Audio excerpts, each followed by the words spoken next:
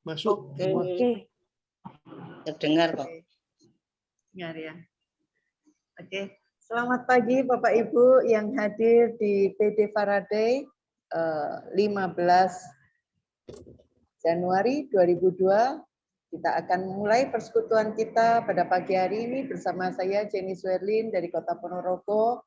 Kita akan mulai persekutuan kita dan dimulai dengan doa.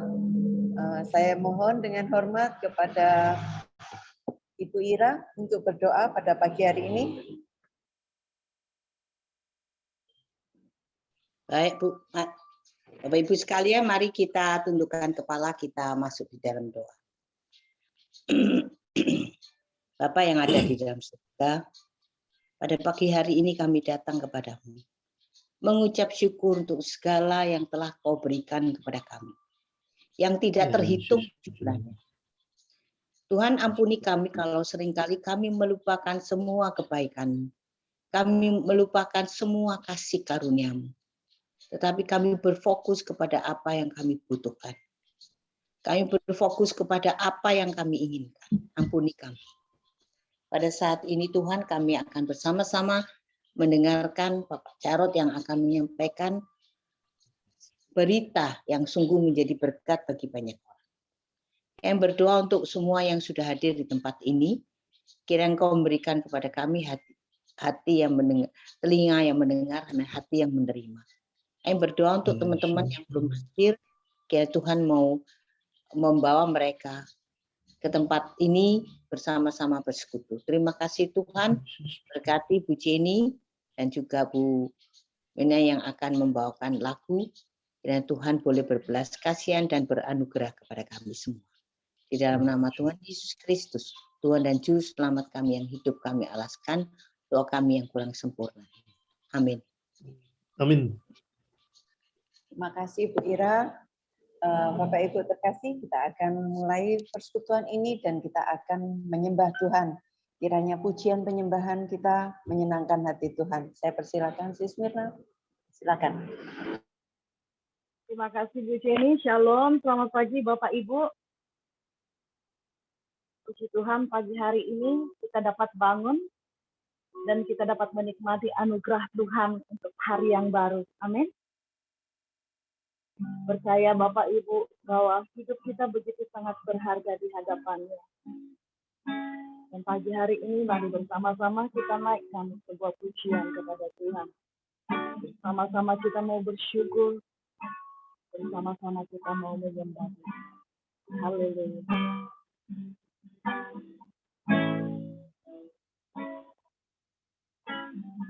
Oh Bapa yang baik, selalu besertaku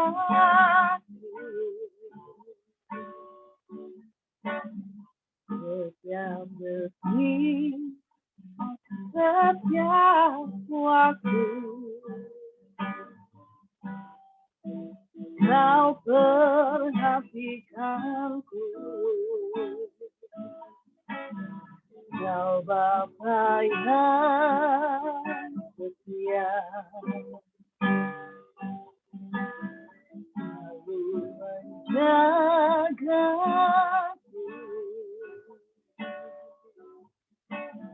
Kau angkatku bila ku jatuh, Kau menopangku.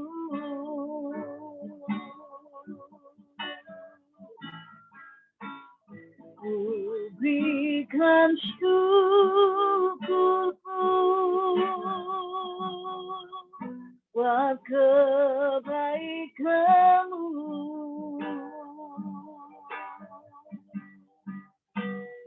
Ku berikan syukurku buat pertolongan-Mu.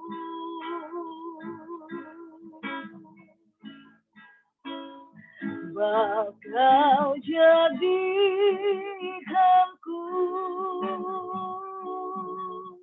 berharga di mata-Mu.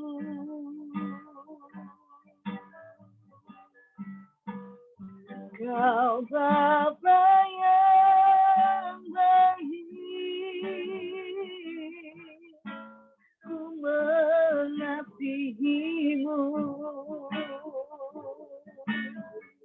Kau Bapa yang baik, Kau Bapa yang baik, selalu besertaku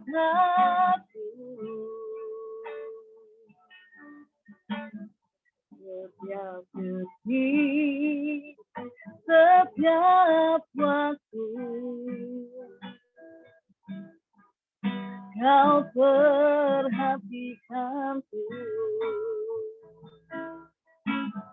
Kau Bapa yang setia, selalu menjagaku.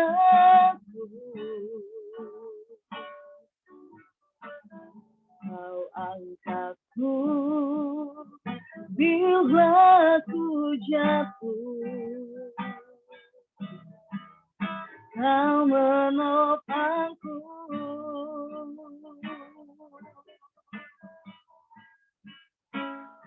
Ku berikan syukurku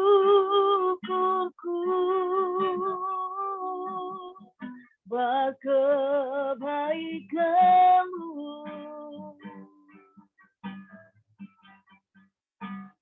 Ku berikan syukurku buat pertolonganmu.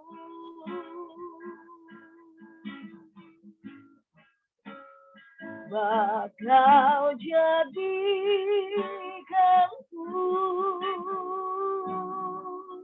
berharga di matamu.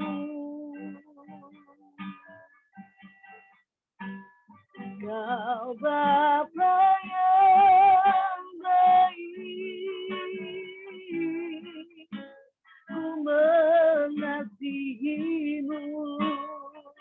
Ku berikan syukur, ku berikan syukurku buat kebaikanmu.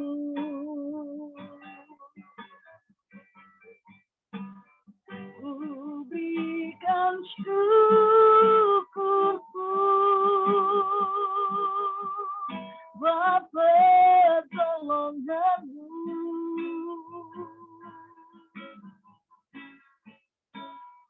Bah Kau jadikanku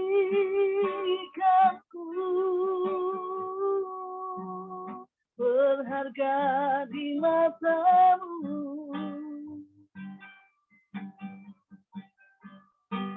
Kau Bapa yang baik, ku mengasihimu.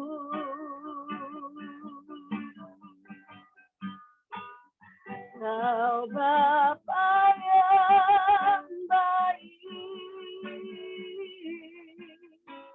ku mengasihimu.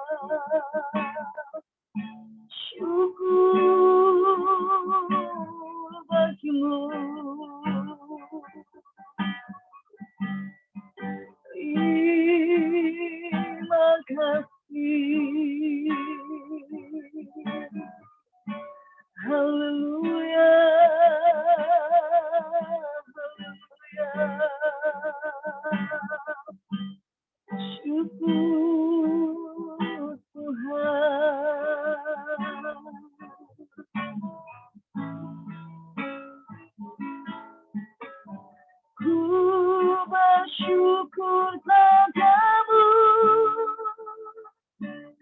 Kau Tuhan yang mengasihiku. Kau jaminan hidupku, hatimu ada bagiku. Ku bersyukur padamu, Kau Tuhan yang mengasihiku. Kau jadikan hidup ini lebih indah dan lebih berharga. Kau jadikan hidup ini lebih indah dan lebih berharga.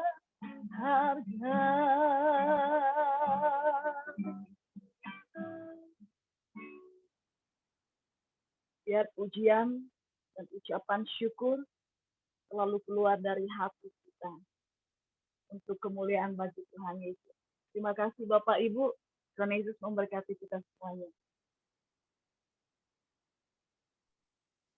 Ya, terima kasih Sis Mirna, berapapun kita yang hadir, walaupun jumlahnya baru 18 orang, tetapi ini tidak mengurangi rasa syukur kita kepada Tuhan. Berarti memang kita terpilih, tersaring di sini ya Bapak Ibu ya, yang akan diberkati oleh hambanya Bapak Jarod Wijanarko.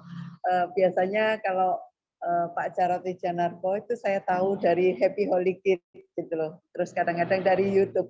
Tetapi saat ini kita boleh jumpa tatap wajah melalui Zoom pada pagi hari ini. Jadi Bapak Ibu berbahagia sekali. Memang Bapak Jarod sangat aktif sekali, luar biasa. Kita perlu sedikit untuk latar belakang dari Pak Jarod ya Bapak Ibu ya. Saya akan berikan gambaran kurikulum vitae Pak Jarod pada pagi hari ini. Beliau adalah Dr.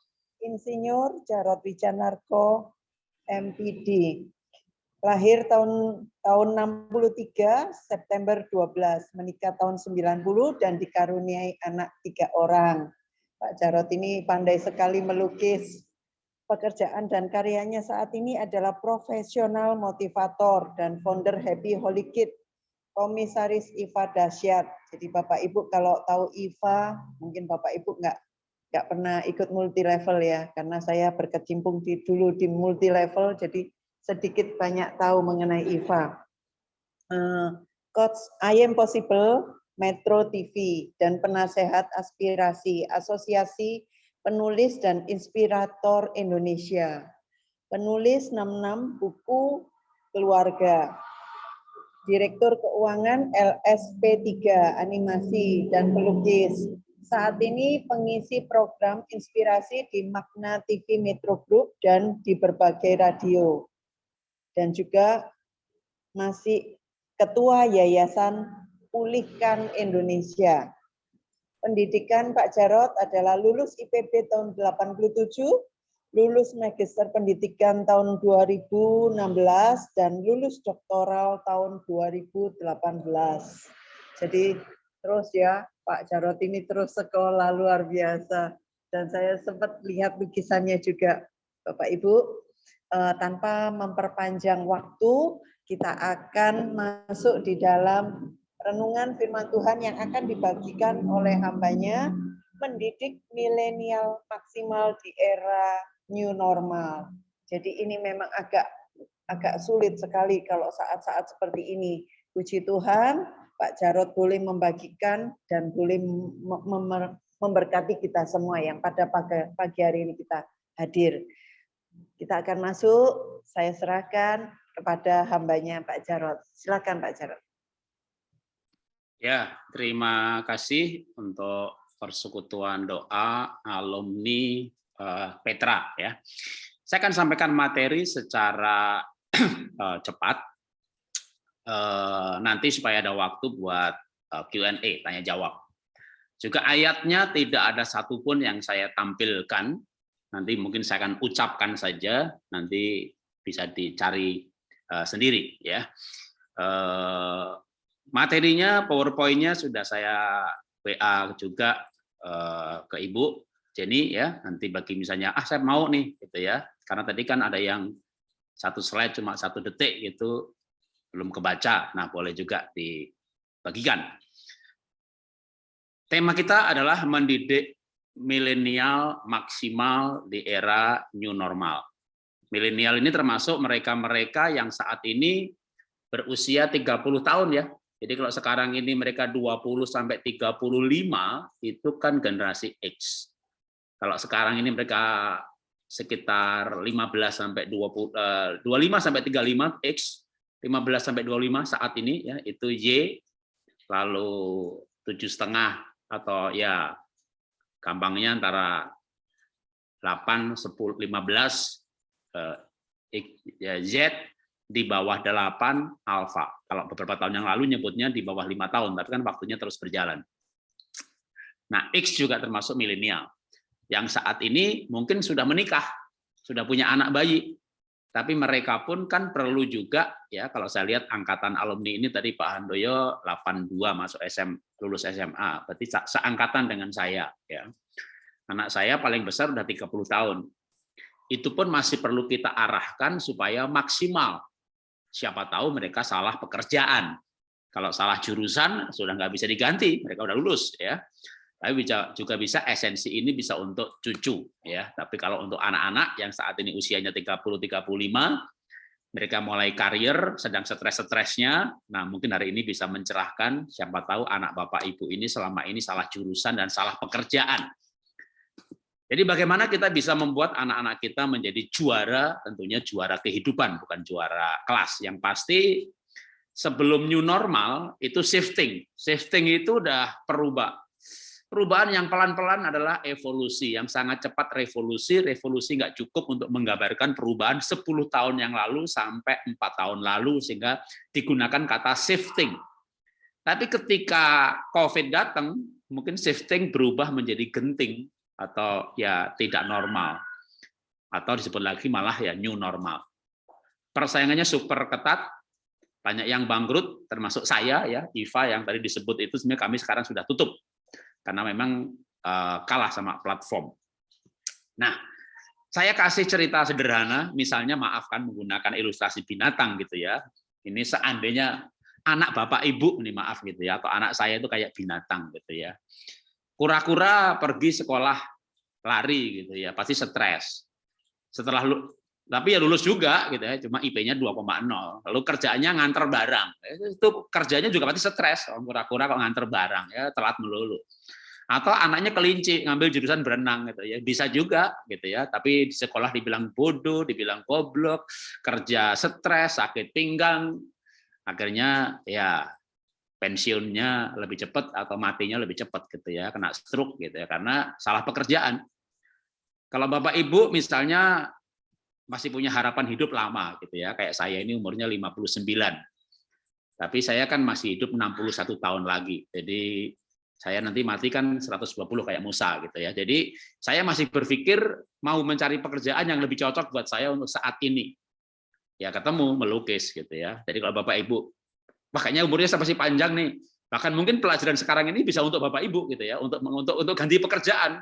Yang sisa hidupnya itu bahagia. Tapi kalau Bapak Ibu ini, aduh Pak Jarod, saya udah mau mati Pak, ya sudahlah pekerjaan saya ini saya terusin aja, sudah terlanjur lama menderitanya gitu. Jadi ya saya akan lanjutkan penderitaan ini gitu ya. Ya sudah, ini berarti pelajaran bukan untuk Bapak Ibu gitu ya.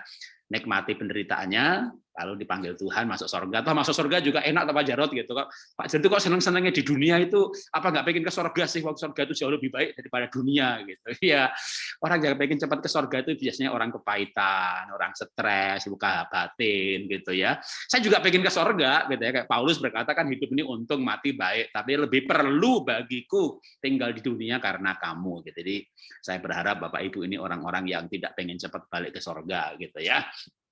Nah, tapi kalau memang betul-betul aduh Pak, dah kesehatan saya sudah nggak memungkinkan Pak gitu ya. Ini buat anak cucu aja ya.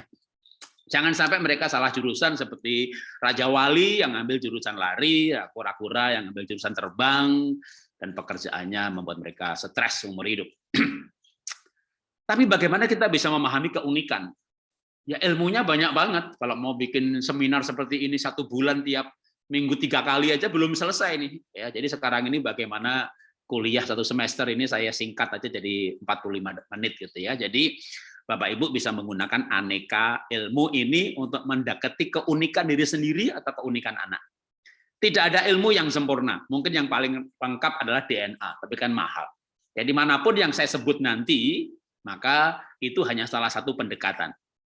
Dan beberapa di antaranya kalau Bapak Ibu mau tes atau anaknya tes, linknya juga saya kasih ke Bu Jenny, tes gratis untuk tes personality MBTI atau tes DISC, tes foto karakter, tes temperamen dasar, itu semuanya sekarang bisa tes gratis. Gaya belajar, pola motivasi, nggak bisa, dipakai sidik jari atau DNA. Nah, yang pertama untuk orang bisa maksimal tentu harus ada impian. Kalau bahasa kerennya orang Kristen ada buku namanya Purpose Driven Life gitu ya. Udah susah banget bahasa sono ya. Udah pakai bahasa Indonesia aja, kuasa impian. Nah, tak kasih contoh anak saya sendiri. Sekarang dia menurut saya gitu ya, tapi menurut teman-temannya juga hebat sekali. Dia menjadi pembicara, coach, konsultan, berkantor di Singapura dan dia ke Boston, dia ke New York, dia ke Sydney, dia keliling dunia ini. Dengan bayaran kira-kira 1 jamnya itu 100 sampai 150 juta. Kemarin dia berbicara dengan Renat Kasali untuk pemerintah Indonesia, dan dia pembicara termuda. Dia di New York juga bikin konferensi seperti itu ya untuk ekonomi ke depan gitu. Dia biasanya menjadi pembicara termuda bersama misalnya CEO-nya Google, Facebook dan sebagainya. Dan itu prestasi seperti itu, anak saya IQ di bawah 120. Jadi nggak bisa ikut akselerasi kalau di Indonesia. Tapi apa artinya orang IQ tinggi tapi malas belajar? Akan dikalahkan oleh orang yang IQ-nya di bawah 120 seperti anak saya, tapi rajinnya luar biasa. Kenapa dia rajin? Karena dia punya tujuan. Purpose driven life. Tujuan itu dalam bentuk praktis kalau anak-anak bisa diberikan cita-cita. Jadi ini contohnya aja, waktu anak saya 5-6 tahun, jadi cita-cita itu bisa dimulai dari waktu kecil. Jangan nyuruh anak belajar, tapi tanam dia cita-cita. Sehingga dia belajar untuk cita-citanya. Jangan dia belajar untuk orang tuanya. Nah, kalau kamu pandai, mama bangga. Ya, kamu harus jadi anak yang baik, biar mama bangga. Ini kalimat menurut saya salah. Jadi kalau diucapkan berkali-kali, masuk alam bawah sadar, lama-lama anaknya mikir, aku hidup ini untuk kebanggaan orang tuaku ya. Kapan saya hidup untuk diri saya sendiri? Jadi jangan menasihati demi diri sendiri. Ya, kalau kamu pinter, kamu bangga dengan dirimu. Kalau kamu pinter, kamu masa depanmu luar biasa. Jadi menasihati itu harus demi yang dinasihati. Maka yang terbaik adalah motivasi yang dari dalam, inner motivation, bukan misalnya nilainya bagus dikali 100. Nah, uang itu sesuatu yang di luar dirinya. Tapi kalau motivasi itulah tujuan hidup, seperti kalau Paulus tujuan hidupnya jelas, dia berbuah gitu ya, pengen nanti di sorga mahkotanya banyak. Itu motivasinya apa? Karena Paulus merasakan kasih Tuhan. Nah, merasakan itu sesuatu yang di dalam. Jadi singkat cerita, ini anak saya waktu umur 5-6 tahun saya bawa ke Singapura, lalu saya bikinkan poster motivasi. Jadi fotonya ini di print jadi poster motivasi bahwa dia akan bisa sekolah ke luar negeri kalau dapat beasiswa. Karena waktu itu saya belum diberkati, usaha saya baru perintisan, sehingga dia akhirnya tahu betul hanya bisa ke luar negeri kalau dapat beasiswa. Jadi kita ngomongin beasiswa itu waktu anak dari kelas 1 SD. Maka dia kejar itu, singkat cerita ya, dari tahun 95 dia sudah punya impian untuk dapat beasiswa. Tahun 95 dia pertama kali saya bawa ke Singapura, 2009 betul-betul ke sana untuk dapat beasiswa di Raffles. Lalu masuk program A-Star, kayak 100 orang pandai Asia dikumpulkan, dia masuk 10 besar, maka diperpanjang lagi di NUS, lalu dia lulus. Dan sebelum lulus pun sudah bekerja, dan sekarang sudah bekerja dibajak 2 kali. Mencapai karir yang sekarang ini. Jadi anak perlu punya cita-cita. Tapi cita-cita juga harus tepat. Jangan si kura-kura dikasih cita-cita terbang gitu ya. Pasti bisa, Nak. Nggak ada yang mustahil bagi Tuhan. Betul, Ma, nggak ada yang mustahil bagi Tuhan. Tapi aku anakmu, Ma. Aku bukan Tuhan. Sadar gitu ya. Jadi jangan memberikan cita-cita yang salah kepada anak. Lalu gimana cara taunya cita-cita yang benar? Maka harus assessment. Assessment, tadi sekali lagi saya katakan, satu ilmu, satu alat, nggak mungkin tepat, tapi minimal ada alatnya. Makin banyak alat yang digunakan, maka makin tepat. Tinggal dicari irisannya. Ya, misalnya kalau pakai ilmu DISC, dominan, intim, stabil, cermat. Dominan berarti kolerik, intim, influencer berarti sanguin, stabil, steady, S berarti pragmatik, cermat berarti melankolik. Ini sama, ilmu yang sama cuma beda istilah.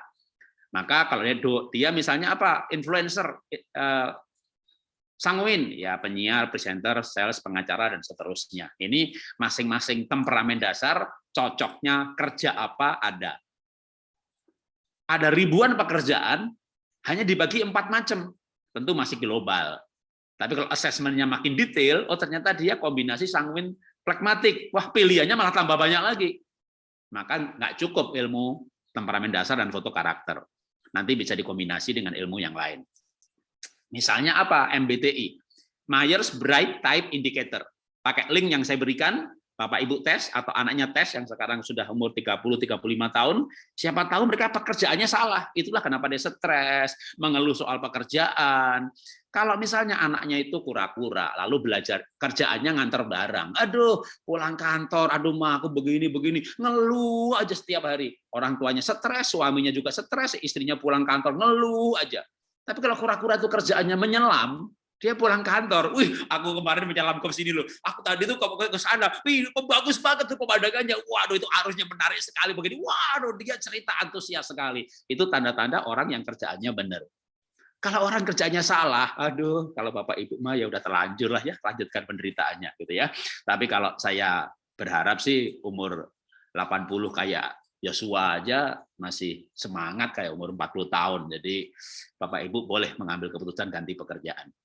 Waktu ini saya sampaikan kepada adik saya, waktu itu dia berumur 42, 45 tahun, dan dia direktur admi.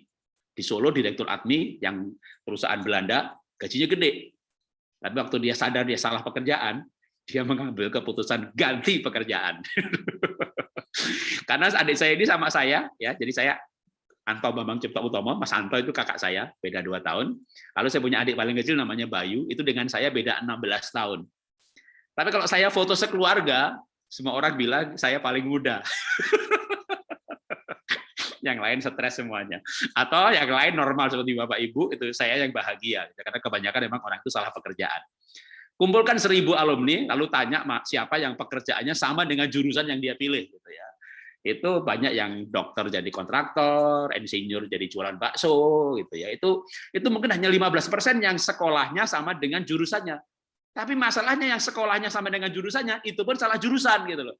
Itulah kenapa banyak orang menderita semuanya. Kita harus mengakhiri era penderitaan ini. Yang banyak Bapak Ibu ini bangga dengan penderitaannya. Anak milenial dimarah-marahi. Kamu tuh seneng-seneng maunya happy-happy. Lihat nih papa nih kerja keras gitu. Ya anaknya mikir dong. Mereka tahu, anak Bapak Ibu tahu kenapa Bapak Ibu kerja keras. Karena Bapak Ibu salah jurusan. Gimana nggak keras kerjanya gitu ya. Kerjanya pakai dengkul nggak pakai otak. Karena salah pekerjaan, salah otak. Otaknya salah isi lagi, salah jurusan. Tapi kita bangga dengan penderitaan kita. Yang bagi mereka itu kesengsaraan. Jadi jangan bangga dengan penderitaan ya. Papa ini kerja keras itu, anak mikir gaji papa berapa? 20 juta gitu loh. Anaknya jadi YouTuber happy-happy 500 juta 1 bulan. Anaknya jadi instagramable, jadi endorsement gitu. Keliling sana keliling sini. Jadi mereka keliling dunia gitu. Happy life. Jadi milenial tidak mau mengulangi kesalahan sejarah orang tuanya yang menderita yang tidak perlu ya. Kalau menderita yang perlu tuh gini loh, memberitakan kebenaran, difitnah gitu ya, itu namanya salib yang harus dipikul. Tapi salah pekerjaan itu bukan salib ya. Tapi yang sudah umur-umur ya sudahlah, terlanjur ya. Maafkan kalau saya bicara hari ini agak nyentil-nyentil keras ya, sudah terlanjur menderita, lanjutkan saja ya. Tapi anak-anaknya jangan sampai salah pekerjaan. Mereka dites, mereka assessment. Kalau mereka misalnya apa? Mereka misalnya INFP, ya cocoknya jurnalis, seniman. Seperti anak saya nomor 3, dia INFP. Kalau saya ENFP, ya cocoknya coach, pembicara. Maka saya pembicara yang bahagia. Orang ISTJ jadi pembicara bisa, banyak pendeta ISTJ tapi mau khotbah mencret, mau khotbah mules, sebelum ke mimbar ke toilet dulu, padahal dia nggak pengen kencing gitu sebenarnya, nggak ya, tapi dia ke toilet karena mules gitu. Itulah pendeta yang menderita karena sebenarnya nggak cocok secara kepribadian. Jadi silakan tes kepribadian, bisa diambil irisan pendekatan temperamen dasar, kerjaannya cocoknya apa, masih banyak pilihan, dites dengan personality, di cross check, ketemu irisan. Ya, sebagai contoh lagi kasus anak saya nomor 1. Waktu dia dapat beasiswa ke Singapura, program A-Star, nilainya bagus, maka ada alternatif, beasiswa dokter atau bisnis. Tentu semua orang tua pengen anaknya dokter, beasiswa lagi, Singapura lagi. Tapi waktu saya tes, saya suruh tes, dia ENFJ. Itu cocoknya adalah inspiring leader, guru konsultan. Sekarang dia menjadi konsultan dan dia pernah berkata sama saya beberapa kali malah, "Pak, aku terima kasih banget ya. Aku diarahkan untuk pekerjaan yang tepat. Kalau aku kumpul dengan teman-temanku, semuanya ngomong pekerjaan, hampir semuanya mengeluh. Aku jadi nggak berani cerita. Emang kenapa? Aku nih happy banget gitu." Nah, ini contoh bagaimana membuat anak jadi juara hidup, yang hidup itu bahagia.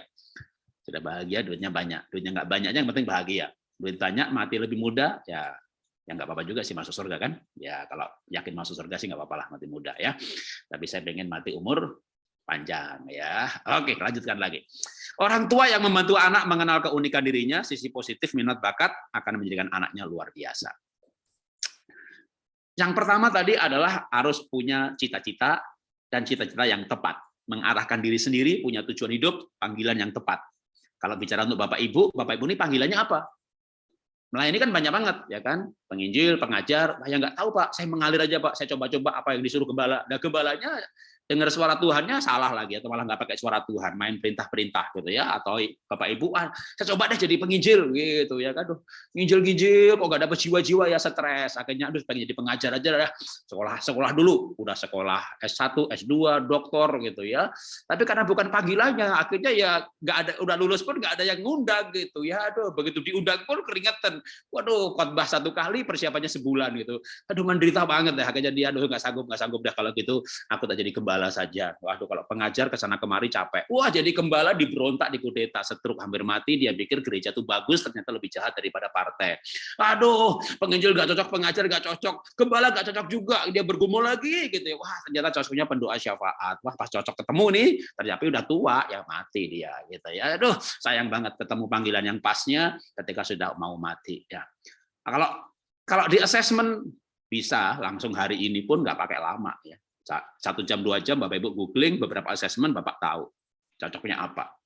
Kenapa banyak orang, Pak Jarod buka gereja jadi gembala, saya dukung. Dengan 100% tegas saya bilang tidak. Saya tahu siapa diri saya, siapa tahu panggilan saya. Maka saya maksimal dan produktif. Nah, kembali kepada kalau mau di parenting boleh, untuk diri sendiri juga boleh ya. Nah, saya punya anak nomor 2. Sekaligus sebagai poin nomor 2. Nomor 1 adalah tujuan hidup atau cita-cita yang tepat, purpose driven life, hidup yang digerakkan tujuan. Yang kedua, kalau anak nih atau diri sendiri juga bisa sih memotivasi diri sendiri gitu ya. Anak saya nomor 2 berbeda cerita. Dia pernah game addictive, nggak bisa bangun pagi, susah konsentrasi, malas berbicara, malas bergerak, sulit bergaul. Tadinya hampir nggak naik kelas, lalu naik kelas bersyarat.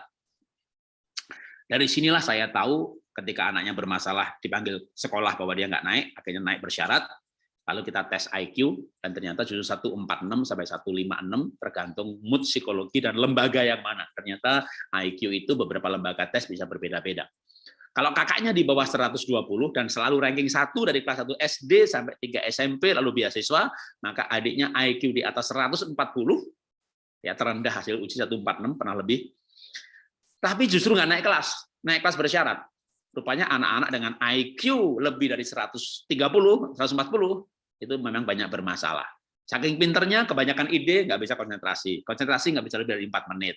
Saking pinternya, diajarin nggak pernah dengerin, karena merasa sudah tahu, dan seterusnya. Jadi, singkat cerita, bagaimana menangani anak yang hampir nggak naik kelas dan game addictive.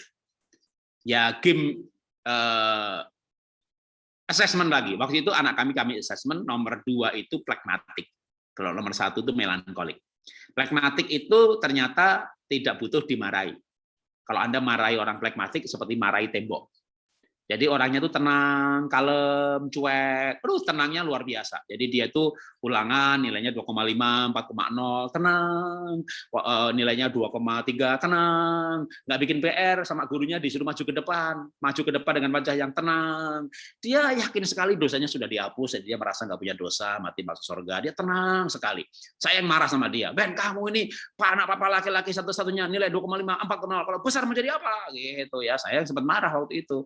Anak menjawab dengan tenang, aku mau jadi pendeta, Pak. Gitu. Jadi dia pikir pendeta nggak perlu matematika. Gitu kan, kolektor ada yang ngitung. Gitu. Karena pendeta itu di mata anak luar biasa loh. Dokter itu pegang-pegang itu suntik jebret 1 juta. Itu dokter. Ya kan. Pengacara cuap-cuap 10 juta.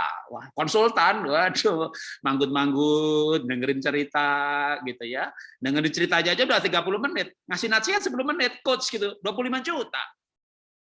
Pendeta ngomong 30 menit, yang ngangkut kolektornya 10 orang. Gimana nggak hebat tuh pendeta? Makanya anak-anak ada yang pengen jadi pendeta, tapi itu salah panggilan karena ngelihat kolektor ya. Nah, jadi waktu itu anak saya akhirnya singkat cerita butuh dimotivasi. Dia nggak bisa konsentrasi karena dia kurang diterima. Untuk dia merasa diterima, maka dia harus dipuji sisi baiknya. Tapi ketika ketahuan dia keunikannya apa, maka sisi baiknya ketemu. Ya, lalu dipuji sisi baiknya, dan sisi baik itu yang pas. Memuji itu harus pas, nggak bisa memuji itu adalah motivasi, nggak memuji ya memuji, tapi pujian yang pas akan menjadi motivasi. Jadi misalnya ibu nih gendut nih, lalu suaminya bilang, "Mah, kamu kurusan deh." Itu bukan pujian, medek. Bukan ledek sih, nubuat. Itu namanya menuntut, berantem ya kan.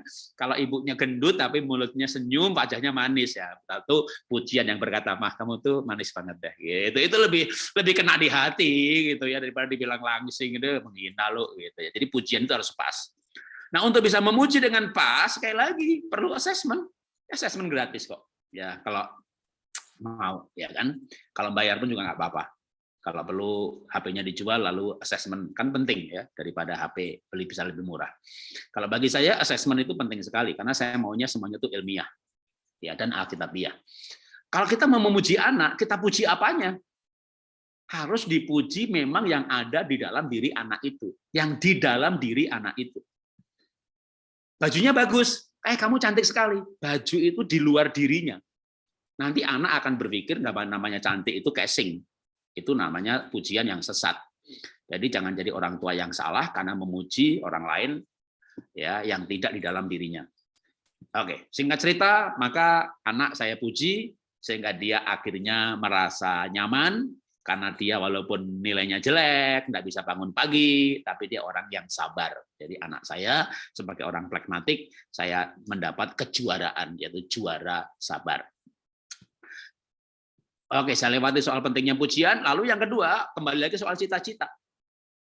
Anak saya game addictive. Lalu cita-citanya mau jadi gamer. Ya, saya setujui. Wong saya googling gamer itu bisa 1 miliar 1 minggu gitu ya. Jadi, tapi saya kasih tahu bahwa gamer itu adalah pekerjaan. Papa kerja jam 5, jam 8 sampai jam 5 sore. Jadi kamu main gamenya berapa jam? Nanti boleh 8 jam kalau sudah lulus kuliah. Selama masih sekolah, ya 2 jam sehari. Jadi saya memberikan pengertian game yang adiktif, nggak bisa terkendali, menghabiskan pulsa, atau pekerjaan. Pekerjaan itu akhir bulan dapat gaji, jadi harus gamenya dimonetize. Jadi, tapi kalau daripada si kura-kura dikasih cita-cita terbang, kan nggak masuk akal. Anak saya game adiktif, ya udah cita-citanya gamer aja. Tapi pengertian gamer sebagai pekerjaan yang dipertajam. Itu namanya menggunakan keunikan anak, kesenangan anak, hobi anak, minat bakat passion anak menjadi cita-citanya. Seperti memberikan cita-cita terbang kepada anak Raja Wali. Nah, tentu dia semangat. Setelah dia semangat pengen jadi gamer, disetujui gitu ya. Lalu kita dorong, Ben, kamu harus les matematika, Ben. Karena kalau kamu matematikanya kuat, logikanya kuat, kamu jadi gamer yang hebat. Dia les matematika demi seorang gamer. Ben, kamu les bahasa Inggris, Ben. Kalau kamu nggak bisa bahasa Inggris, kamu lawan tandingnya orang Cikeas, Cirebon, Ciledug, Ciawi, ya elah kagak ada duitnya, Ben. Kamu les bahasa Inggris supaya lawan tanding kamu orang Amerika, orang Rusia, dari seluruh dunia. Wah, dia les bahasa Inggris demi seorang gamer. Ketika bahasa otak kanan, matematika otak kiri, dilesin dengan luar biasa dan semangatnya luar biasa karena menjadi gamer, dua area otak kanan kiri didongkrak ke atas, ya. Dan singkat cerita, lalu dia pengen jadi seorang gamer profesional.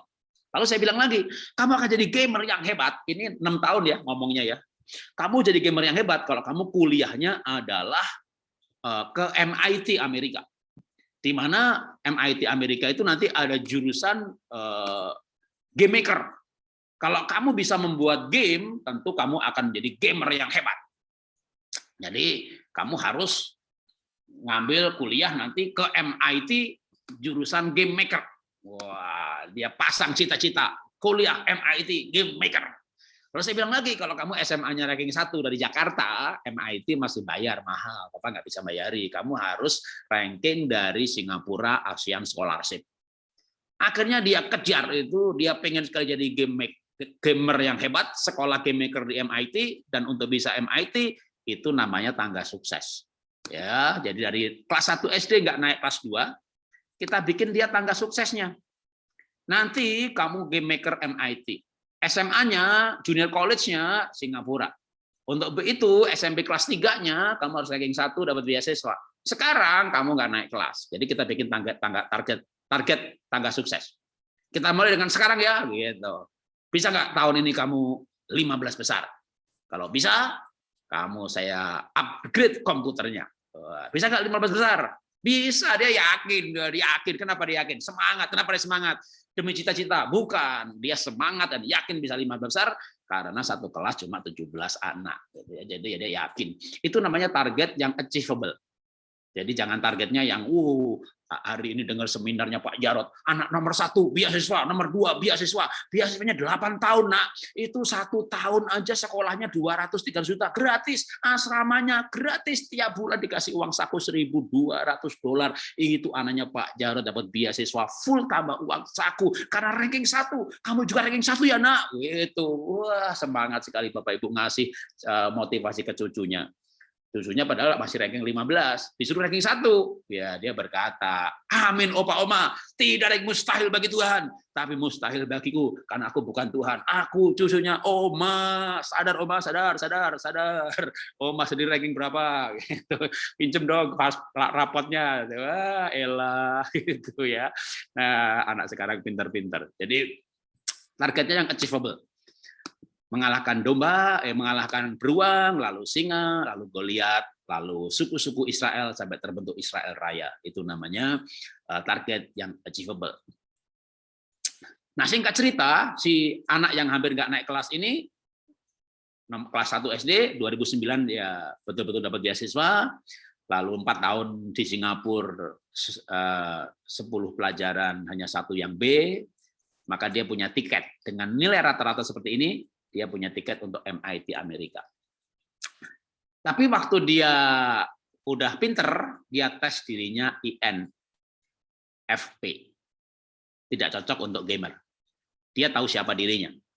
Jadi begitu dia tes personality, Pak, aku ini nggak cocok jadi gamer lu. Gamerku tuh hobi aja, bukan pekerjaan. Sesuai kepribadianku, supaya aku bahagia, aku cocoknya jadi inventor. Atau paling tidak kalau mau di bisnis, itu saham. Tapi tidak ketemu orang. Dia nggak suka ketemu orang. Gimana ya Pak kalau aku nggak jadi sekolah game maker? Aku sekolah mechanical engineering. Saya bilang, itu hidup kamu, bukan hidup Papa. Kalau kamu udah tahu siapa dirimu, ya kamu boleh ganti cita-cita. Daripada nanti sudah sekolah, sudah bekerja, tapi stres. Hidup cuma sekali, nak. Jangan ikuti generasi-generasi yang sudah tua-tua itu, yang bangga dengan penderitaannya. Mereka makhluk-makhluk kasihan yang tidak mengenal dirinya sendiri, dan akhirnya hidup menderita. Maka kita perlu memotivasi anak dengan tepat. Memotivasi, seni motivasi tadi pertama memberikan cita-cita sesuai keunikan, tapi juga sebenarnya ada memotivasi yang lebih detail lagi, yaitu sesuai dengan pola pikir. Nah ini nggak ada, Google gratisnya nggak ada. Ini Bapak Ibu harus pergi konsultasi untuk tes anak atau suami, itu otaknya tipe apa. Ya, yang kuat itu limbiknya, korteksnya, otak kiri, otak kanannya, itu bisa di-assessment untuk menghasilkan sebuah kesimpulan bahwa otaknya affective, kontra, cognitive, reflective, complexity. Biar gampang, saya berikan istilah otaknya ini otak senang, berbeda untung prinsip pikir. Ini adalah cara tipe manusia berdasarkan keunikan otaknya dalam hal mengambil keputusan, apa motivasinya. Jadi manusia begitu kompleksnya, sampai untuk urusan ini aja ada keunikannya masing-masing. Dan ini bisa dipakai untuk komunikasi ataupun dipakai untuk motivasi. Bisa untuk parenting, bisa untuk pernikahan. Misalnya suaminya aja udah ngomong ya, tipenya tipe kognitif. Ya, dia akan selalu berpikir untung. Maka ibu harus berbicara dengan suami dengan bahasa untung. Walaupun tujuannya menyuruh dia korban atau memberi. Ya. Jadi kalau nggak begitu, Pak, hidup ini harus memberi, Pak. Jangan cari untung terus. Wah, Anda ajak berantem itu. Memberi gila di perempuan gitu ya. Ibu harus berbicara untung, Pak. Memberi itu untungnya banyak loh, Pak. Pertama kita jadi punya rasa itu kita itu kaya gitu ya. Karena kalaupun kita nggak kaya-kaya, tapi kita akan memberi kepada yang lebih miskin. Jadi untungnya kita lebih bahagia. Memberi itu ada untungnya lagi, Pak. Kita juga dihormati orang yang kita beri. Yang ketiga, Pak, untungnya memberi, Pak. Itu tabungan di sorga. Yang keempat, Pak, keuntungan dari memberi, Pak. Jadi Anda berbicara mengenai keuntungan memberi. Akhirnya dia beri. Ya, jangan ngajak, Pak, yuk kita ikut pelayanan. Untungnya apa?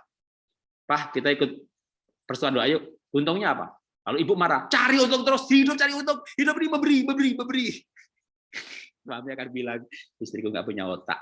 Ya sudahlah, susah ngomong sama orang yang nggak punya otak. Itu karena ibu nggak ngerti otaknya dia. Makanya, nah ini sama anak itu anak tipe untung atau tipe senang atau tipe prinsip. Kalau tipe senang misalnya, nak belajar matematika itu menyenangkan loh, nak. Sudah tipenya senang kinestetik. Waduh, nak coba belajar matematika atau cucu belajar matematika menyenangkan loh. Kamu lompat oma hitung ya. 3 kali 2. Jadi lompatnya 3 kali dulu, berarti itu 3 kali 1, lalu 3 kali lagi. Itu namanya 3 kali 2. Nanti oma yang hitung ya. Coba lompat 1, 2, 3. Nah, itu 3 kali 1 ya cucu ya. Ayo, ini karena anaknya tipe senang. Senangnya kalau bergerak. Jadi cara belajarnya dengan senang bergerak. Itu kalau anaknya otaknya tipe senang dan kinestetik. Tapi kalau anaknya ada campuran kontra, senang, bergerak, terbalik. Wah, ini lebih seru lagi nih. Otak anaknya mikir terbalik lagi. Dia balik. Oma. Lebih senang lagi begini, Oma. Omanya lompat-lompat, aku yang hitung. Wah. Oke. Kalau oma yang baik ya harusnya mau ngikutin ya. Berapa cucu gitu. Oma. 18 kali 3 ya, aku hitung. Iya, lompat Oma. 18 kali 3. Omanya langsing, cucunya pinter. Nah, itu namanya kombinasi assessment untuk aplikasi praktis bagaimana pembelajaran ya. Oke, nanti bisa tanya jawab soal hal ini kalau mau lebih lanjut mengenai tipe-tipe otak ya. Saya lanjutkan. Anak yang menemukan keunikan dirinya akan bersyukur untuk keunikannya dan bertumbuh dalam perilaku dan kemampuannya. Karena kalau anak dengan pola pikirnya kita pahami, ini juga kalau Anda bisa mendeteksi orang dengan cepat ya, butuh waktu tapi butuh belajar. Anda jadi sales, maka Anda akan jadi sales yang tidak pernah tertolak. Waktu saya di Astra atau saya jadi coach, kita belajar seperti ini ya, dalam pelatihan menjual tanpa ditolak. Itu sebenarnya pelatihan bagaimana mendeteksi orang itu tipe yang mana, dengan beberapa pertanyaan kunci untuk mengetahui dia tipe apa, lalu kita berbicara dengan jalur logikanya. Maka pembicaraan kita akan diterima.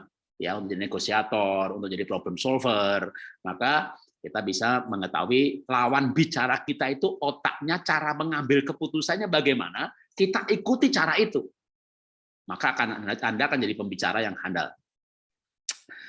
Masalahnya kadang anak-anak nggak mau dibawa ke psikolog. Maka jangan bilang begini, nak, kamu tuh bermasalah, nilaimu jelek, gonta-ganti cita-cita, kuliah gonta-ganti, kamu tuh nggak habisin duit mama, yuk kita ke psikolog. Anak akan bilang, aku tuh nggak gila, yang gila itu mama, gila dengan hidupku, gitu ya. Jadi lebih baik kamu nggak ada masalah, yang ada masalah di mama. Mama nggak ngerti siapa kamu. Kalau dengan tes, mama akan memahami kamu dan mencintai kamu lebih baik. Wah, itu alasan mengajak tes yang bagus, ya. Ya. Kembali lagi soal sebentar, ada yang kelewatan ya. Cita-cita yang tepat, motivasi yang tepat, lalu pengasuhan yang tepat. Secara cepat saja, karena ini pengasuhan. Kenapa mesti pengasuhan? Karena sekarang banyak anak-anak sekolah di rumah. Sehingga orang tua harus mengerti hal ini, tidak seperti era-era sebelumnya. Secara cepat, kalau untuk pengasuhan ini, ya kembali lagi ke ilmu yang paling gampang, yaitu DISC atau foto karakter, maka sebenarnya setiap anak itu butuh gaya pengasuhan yang berbeda. Ada pelajaran psikologi yang mengajarkan gaya pengasuhan, demokrasi, autokrasi, ini salah, ini salah, ini salah. Ini bukan salah sih. Masing-masing gaya dibutuhkan untuk anak yang berbeda. Kalau psikologi itu dicampur dengan neuroscience, dicampur dengan otak, dicampur ilmu motivasi, ketemu keunikan anak, maka cara mendidik anak, tiga gaya. Cara memotivasi anak, tiga cara motivasi. Sama-sama nyuruh belajar matematika, yang satu berkata, nak, belajar matematika itu menyenangkan loh, nak. Yang lain, belajar matematika itu ada untungnya loh. Jadi sebenarnya hanya penyesuaian kalimat gitu ya, dan pola pikir. Si kolerik atau dominan dengan segala keunikannya seperti ini, maka apa yang dibutuhkan? Penghargaan.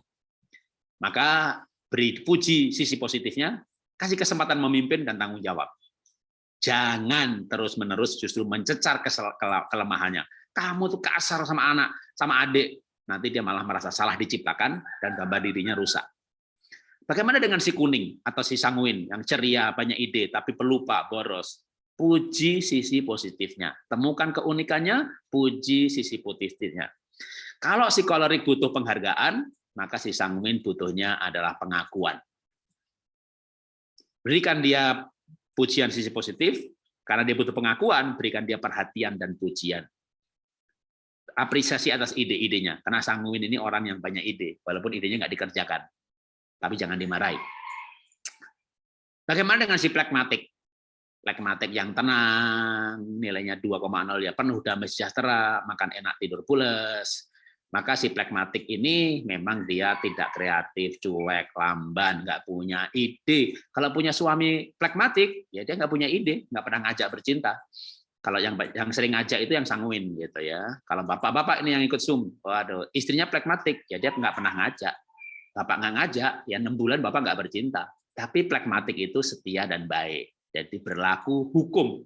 Kalau Bapak punya istri plekmatik, ingat firman Tuhan. Mintalah, maka akan diberi. Jadi Bapak yang harus berinisiatif, Bapak yang harus minta bercinta. Nanti istrinya akan tidak nolak. Ya, yang nolak itu istri kolerik.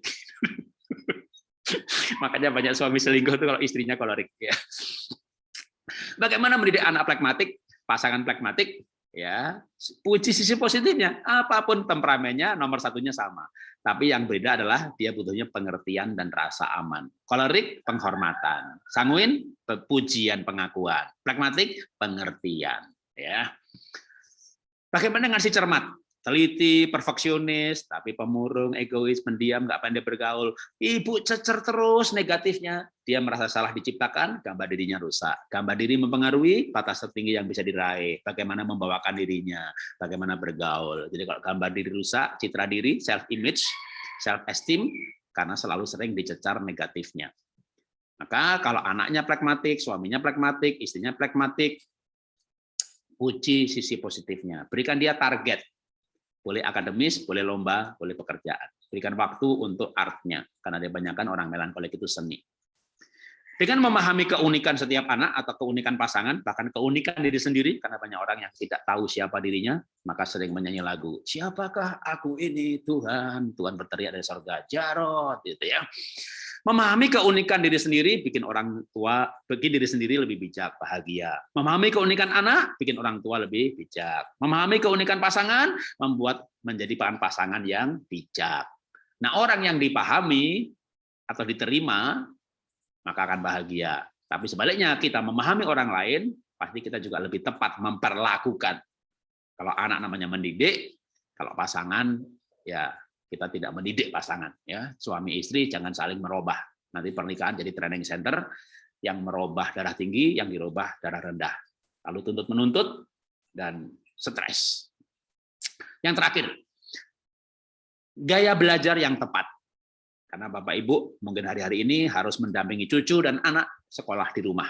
Kita bayar SPP, tapi mendampingi anak belajar. Maka sekilas saja kita perlu mengerti gaya belajar. Biarkan anak belajar dengan caranya kalau di rumah. Kalau di sekolah, ya gaya belajar klasikal. Tapi kalau di rumah, biarkan mereka belajar dengan caranya. Dan cuma ada 3 macam, tapi ada subnya. Visual ada subnya, visual gambar atau visual tulisan.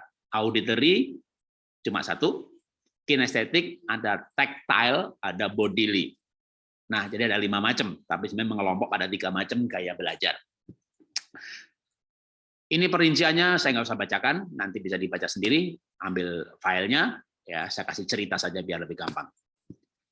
Jadi gaya belajar ini ada visual, auditory, kinestetik. Kalau manusia yang gaya belajar visual, maksudnya matanya kuat, dia mengingat apa yang dia lihat, termasuk membaca visual tulisan atau membaca visual gambar, dia lihat gambar, dia lihat YouTube, yang dia lihat dia ingat karena matanya kuat. Bahkan ada beberapa orang yang matanya seperti fungsi scanning. Jadi, nah, yang tipe seperti ini izinkan dia bukunya dicorak-coret sebagai Kyle memory namanya.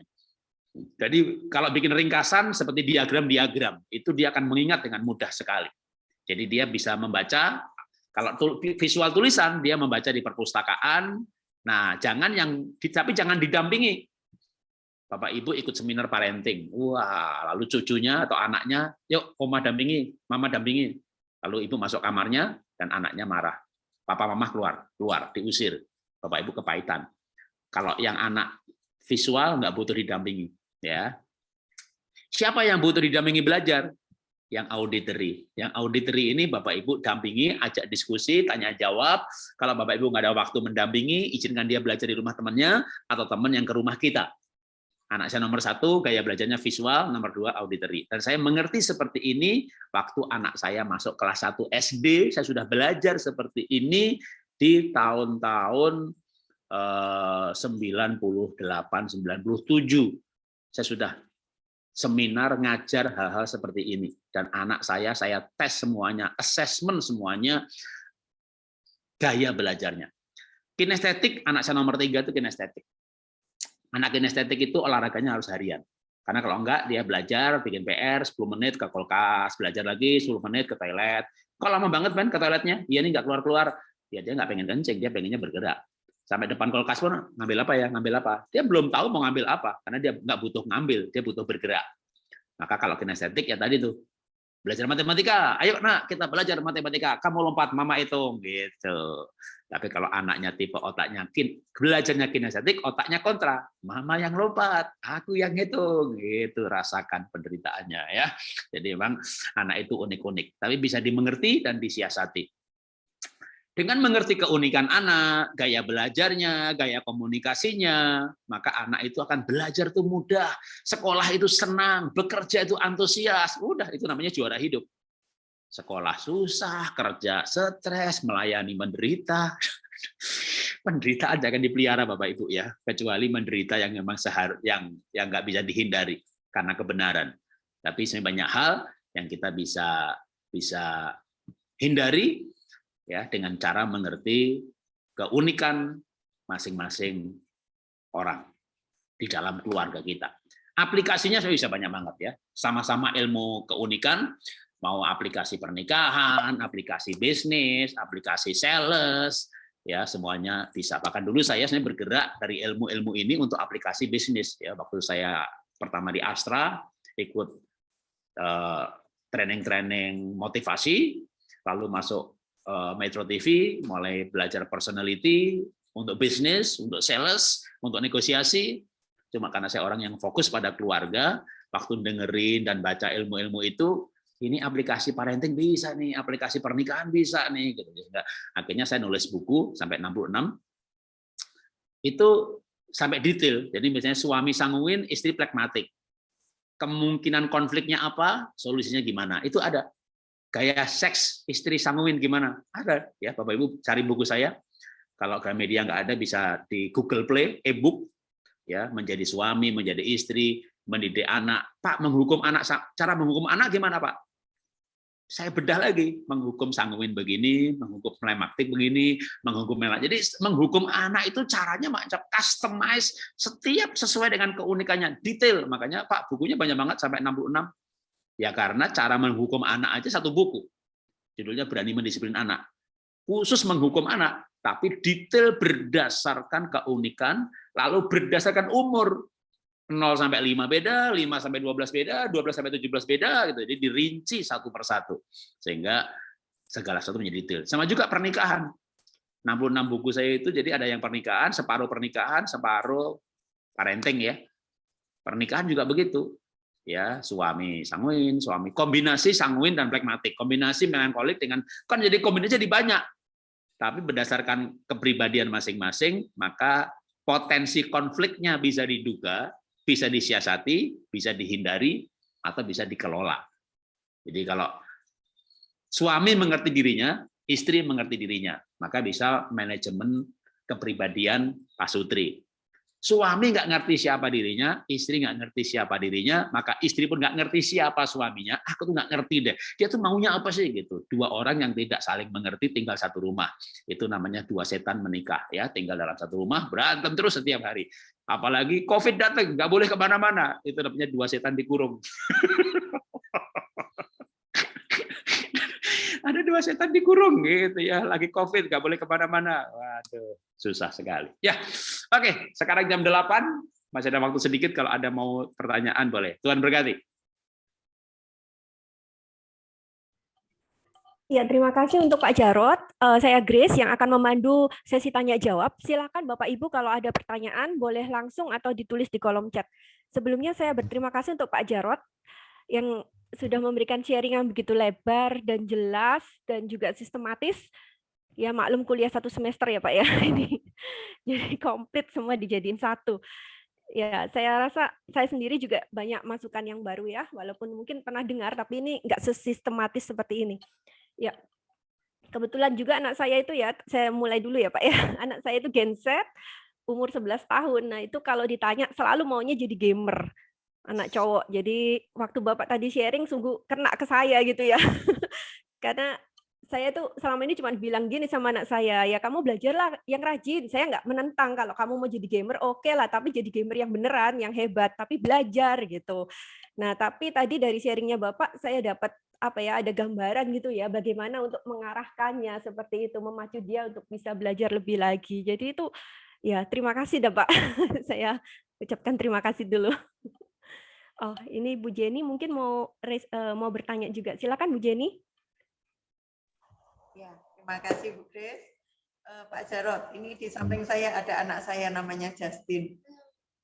Nah, dia sama seperti maka itu saya tadi ketawa-ketawa Bapak katakan, ini anak kok pengen jadi gamer. Enggak tahu entah kenapa sekarang anak-anak sekarang itu kok pengen jadi gamer itu sampai rasanya dia masih usia 11 tahun. Jadi sama seperti anaknya Bu Grace. Saya tanya, mau jadi apa? Mau jadi gamer kata itu. Terus kemudian tadi pada waktu lihat skema-skemanya Bapak, dia langsung buka, dia slide itu dibuka, terus dia lihat. Justin ini posisinya di mana toh? Saya katakan seperti itu. Dia langsung tunjuk ke prinsip, Pak. Itu yang pertama yang di prinsip. Terus kemudian saya tanya, cita-citamu apa? Astronomi, kata gitu. Astronomi, tapi itu butuh uang banyak loh, Mah, kata gitu. Nah, Pak, dengan gambaran seperti ini nih, saya sebagai orang tua yang memang saya dengan anak saya bedanya 38 tahun gitu loh. Jadi saya melahirkan anak kedua ini 38 tahun. Gimana Pak? Saya minta masukan dan lain sebagainya. Kalau anak saya yang pertama itu di seni. Jadi dia kalau seni itu pintar sekali dan dia memang pikirannya sudah mulai mani-mandit gitu ya. Jadi dia suka biola, suka gitar, suka keyboard. Dan waktu umur 14 tahun dia sudah jadi guru dan saat ini dia ada di Taiwan. Tetapi dia nggak bisa kembangkan seninya dia. Tetapi dia pengen untuk seni. Nah ini kan ada kontra-kontranya juga untuk itu. Mohon Pak. Oke, ya. Pencerahannya Pak. Ya, yang pertama soal gamer, YouTuber, memang hari-hari ini kita disuguhi berita ya. Misalnya kalau nggak jauh dari Surabaya, di Bondowoso itu ada kampung YouTuber.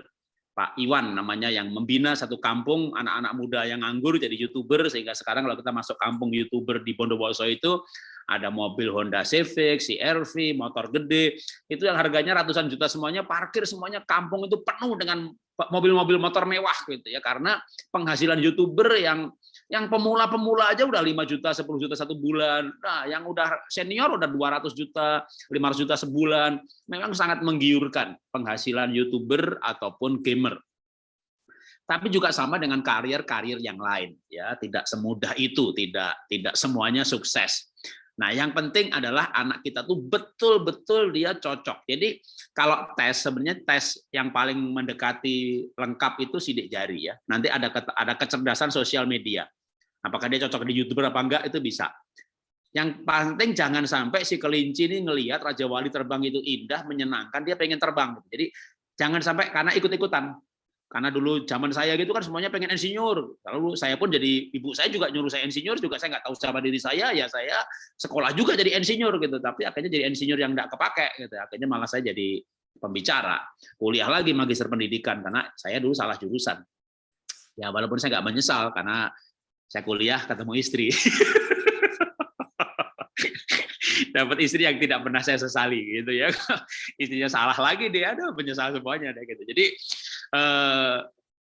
kalau dia mau jadi YouTuber, dia mau jadi Facebooker, dia mau jadi gamer, yang penting betul-betul dia didukung oleh kemampuan. Jadi memilih profesi itu sebenarnya dua sih, acuannya dua. Kepribadian, kalau kepribadian ini hubungannya nanti dengan kebahagiaan. Jadi dengan pribadi seperti ini, orangnya banyak ngomong, pandai bergaul, ya sudah pasti ya.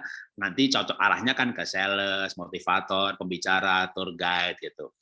Secara kepribadian dia tertutup, ya accounting, gamer bisa, saham. Nah, tapi selain kepribadian, menurut saya perlu assess. Yang kalau kepribadian ini tes gratisnya banyak.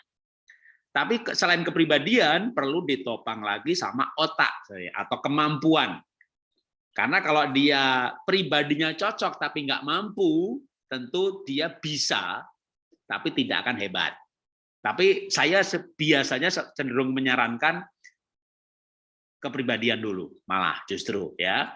Nah, karena kemampuan itu bisa diikuti, bisa dilatih, tapi memang tidak akan misalnya menjadi nomor satu. Kalau kemampuannya untuk menjadi seorang YouTuber atau gamer itu memang secara otak juga nggak mampu, ya nanti katakanlah income-nya mungkin hanya 5 juta sebulan. Secara otak emang luar biasa, dia bisa 1 miliar satu bulan. Ya, untuk main saham sama juga kan butuh otak yang bisa menganalisa, membaca grafik gitu.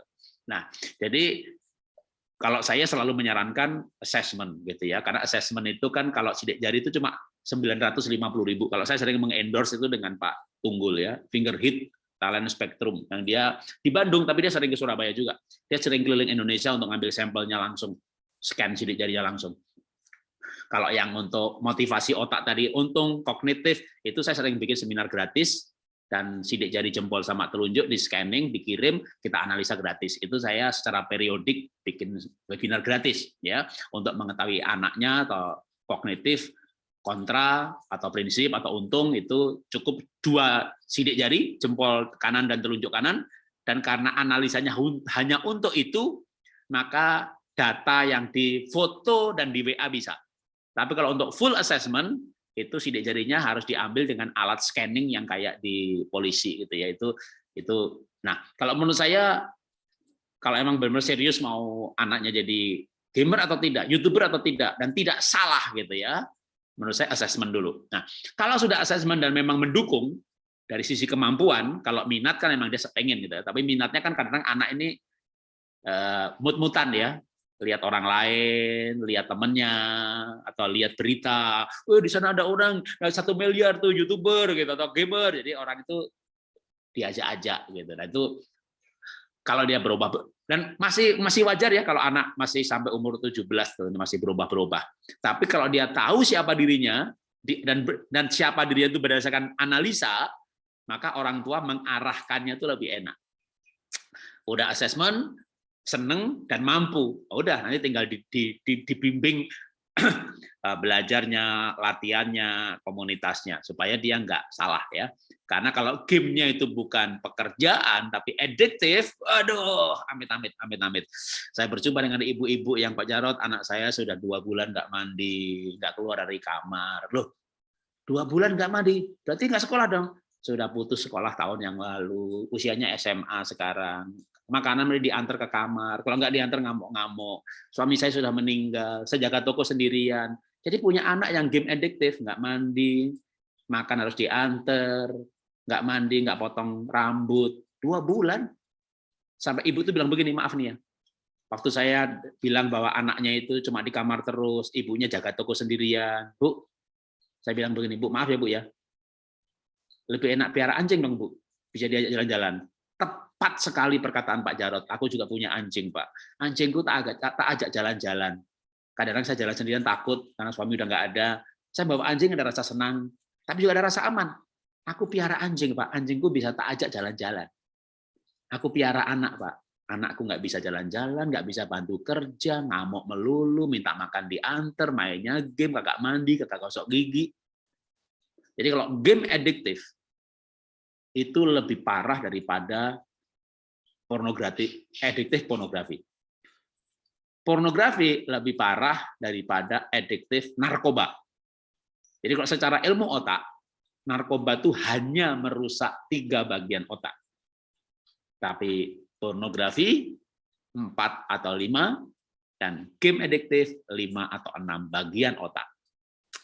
Dan biasanya otak yang rusak karena pornografi dan game adiktif, karena itu intens, setiap hari 2-3 jam, 5 jam, 10 jam, lebih intens daripada orang pakai narkoba. Sehingga muncul istilah yang namanya kerusakan otak karena game adiktif dan pornografi, itu disebut irreversible damage, yaitu kerusakan yang tidak bisa diperbaharui lagi. Jadi maaf ya, jangan sampai anaknya seperti cerita yang saya sebutkan tadi, kayak binatang, kayak pelihara binatang. Nah, udah pasti nggak akan, kalau nggak kuliah, nggak kerja, nggak mandi, ya udah pasti nanti nggak menikah. Itu bisa betul-betul bikin orang tuanya. Bahkan sampai, Pak Jarot ada nggak ya panti asuhan untuk orang game adiktif? Ibu mau buang anaknya, ya kira-kira begitu Pak. Daripada saya setruk di depan matanya, saya ngelihat saya stres Pak, saya tambah menderita. Kalau saya nggak lihat mungkin saya lebih bahagia. Sampai seperti itunya, ya. Jadi hati-hati sekali dengan. Tapi saya juga tidak anti. Anak saya sendiri game adiktif dan saya tahu bahayanya. Maka saya mengelola game adiktifnya supaya tidak berbahaya, bukan dengan melarang, tapi mengendalikan. Jadi Bapak Ibu juga nggak perlu takut selama Ibu aware dengan bahayanya, Bapak Ibu kendalikan. Ya, dan orang-orang yang game adiktif, Bapak Ibu harus ekstra untuk mengajak bermain, family time, libur keluarga, membangun kebiasaan. Karena kalau nggak dibiasakan itu nggak terbentuk. Sekeluarga ke pantai. Saya ingat sekali waktu anak saya pertama kali ajak ke pantai, minta digendong. Ada pasir, kakinya kotor. Jadi nggak menikmati alam. Sukanya di kamar, main game. Kalau toh libur ya ke mall, makan, rumah, kamar, game, mall, makan. Saya robah, karena manusia bisa dirubah otaknya ya. Tapi butuh waktu, konsisten, terus-menerus, jangka panjang, senang hati. Maka kita ciptakan kebiasaan keluarga. Jadi waktu anak-anak saya kecil, saya bawa ke pantai, ke gunung, ke hutan, ke Raja Empat, saya bawa ke Ujung Kulon, naik gunung Tangkuban Rau, dan seterusnya. Itu pertamanya mereka nggak suka, tapi lama-lama karena waktu dari kecil memang kayak dipaksa diajak. Nah, itu paling nggak membuat mereka punya kegiatan lain, ya, apalagi family gitu ya. Sampai sekarang kita jadi anak-anak di Singapura pun yang ditunggu-tunggu libur kapan keluarga bareng cari liburan yang unik ya. Kalau punya duit ya ke Tasmania, kita sewa mobil, setir sendiri, adventure menjelajah gitu. Kalau nggak punya duit jadi Indonesia, pergi ke Gunung Salak, lalu cari air terjun. Jadi kita escape dari dunia ini. Nah, selama hal-hal itu ada, bondingnya ada, relasinya ada, maka game adiktif tidak membuat mereka jadi makhluk-makhluk aneh yang antisosial ya. Itu aja yang perlu diwaspadai. Jangan sampai anak-anak menjadi gamer, lalu gamer itu adiktif mengikat mereka. Nah, caranya adalah mereka diberi kesenangan relasi. Jadi manusia itu kalau punya kebahagiaan karena relasi. Bahkan game pun kalau dulu anak-anak saya itu gini. Kan anaknya main game terus. Laki-laki. Waduh, ini kalau nggak punya teman, nggak pernah olahraga, ntar sakit. Kita suruh main bola. Dipaksa-paksa, akhirnya mau. Tapi karena biasa main game, karena main bola, nendangnya salah, dibully sama teman-temannya, makin nggak mau bergaul, makin nggak mau berteman. Akhirnya kita punya akal begini. Ben, teman main gamemu siapa? Ini nggak banyak, cuma 4 orang, 5 orang. Makanya 4 orang ini orang tuanya kita kumpulkan. Bapak Ibu, anak kita satu spesies, gamer. Dan ini berbahaya. Kalau gitu gini, main gamenya di rumah saya aja. Kita sediakan waktu 2 jam, komputer bawa laptop, lalu main game bareng-bareng. Paling nggak di ruang keluarga, supaya nggak lihat pornografi, terawasi. Jadi akhirnya rumah saya jadi markas untuk anak-anak waktu itu main game di rumah kita. Sudah terbentuk sebulan 2 bulan, kita bilang sama anak-anak, minggu depan izin orang tuanya 3 jam. Wah, orang tuanya protes, lupa kok jadi 3 jam. Tenang. Yang 1 jam bukan main game, tapi main sepeda. Ya, sebulan sepedaan, ganti lagi. Sebelum game atau setelah game renang. Lalu futsal. Jadi, tapi futsalnya sesama gamer. Sepedaannya sesama gamer. Berenangnya sesama gamer. Tapi si para gamer ini akhirnya punya teman. Ya, sesama gamer, tapi pergi berenang, yang diomongin nyambung. Jadi, tapi paling nggak mereka pergi berenang. Pergi berenang, futsal, bercanda-canda, ketawa-ketawa, ledek-ledekan, itu relasi. Ternyata bersahabat itu enak ya, tapi sesama gamer. Daripada seorang gamer main lawan tandingnya Amerika, Rusia, ya manusia sih, tapi kan nggak pernah relasi. Nah, itu yang menurut saya harus kita waspadai. Nah, nanti ya siapa tahu ya, kalau gamer pun ya gamer beneran gitu kan, sukses, kaya raya, duitnya banyak. Atau kalau nanti untuk jadi gamer itu bisa kayak anak saya ini, pengen dapat beasiswa game maker, lalu belajar rajin, lalu pinter. Kalau sudah pinter mah udah, anak akan mikir sendiri mau jadi apa yang cocok buat dia. Yang penting anak pinter gitu kan. Untuk jadi gamer dia harus pinter. Begitu dia pinter, apalagi dia dapat sekolah atau beasiswa ke luar negeri, wawasannya luas gitu. Mulai mengerti aneka jenis pekerjaan, ya ganti cita-cita nggak masalah. Jadi gamer beneran, ya nggak apa-apa juga. Malah waktu anak saya dulu, aku ya jadi gamer gitu. Saya makin tahu soal game kan, duitnya banyak. Yang bener Ben. Tapi kalau memang dia happy untuk ganti cita-cita, it's okay. Ya, jadi itu lebih cocok buat dia. Tapi kalau benar-benar jadi gamer pun, ya selama dia happy dan tidak kehilangan relasi. Itu yang paling penting. Ya, terima kasih, Tuhan berkati. Ya, Bu Jenny sudah menjawab ya. Kira-kira terima kasih Pak, sudah banyak memberikan solusi buat kami semua, anak-anak yang punya anak, orang tua yang punya anak gamer-gamer ini. Iya, mungkin ada ibu-ibu, bapak-bapak yang ingin bertanya lagi. Bu Ira menanyakan cucunya mungkin. Atau ini saya lihat ada Bu Marwita, Miss Marwita dari ini guru dari Sekolah Pelangi Kristus ya Bu ya. Ya mungkin ada pertanyaan mungkin. Ya silakan Bu Ira ya mau berbicara. Ya boleh. Saya ini mau tanya. Saya ini punya 4 cucu Pak Jarot. Wah, 4 ini berbeda. Tapi yang nomor 2 sama nomor 3 di dalam sekolah is okay. Mereka bisa mengatur dirinya sendiri. Dan memang saya baru tahu kalau 4 anak itu berbeda karakter. Kenapa? Saya baru tahu. Kenapa? Karena anak saya itu cuma 1. Jadi saya cuma tahu anak 1 tuh kayak gini. Ternyata ketika saya punya cucu 4, saya baru tahu 4 cucu itu 4 karakter yang berbeda. Nah gini Pak, yang saya hanya pikirkan itu terutama cucu nomor 1 sama nomor 4. Cucu nomor 1 itu cuek banget, ya toh. Kalau dilihat dari pernah dites rasanya, dia tuh termasuk cukup pandai gitu ya, cukup pandai. Artinya ya enggak rata-rata, di atas rata-rata. Tapi cueknya pun, nah dia itu kalau kan sekarang ini pakai Zoom ya, tapi walaupun tidak pakai Zoom, gurunya itu sering mengeluh. Karena apa? Kalau dikasih tugas itu enggak dikerjain.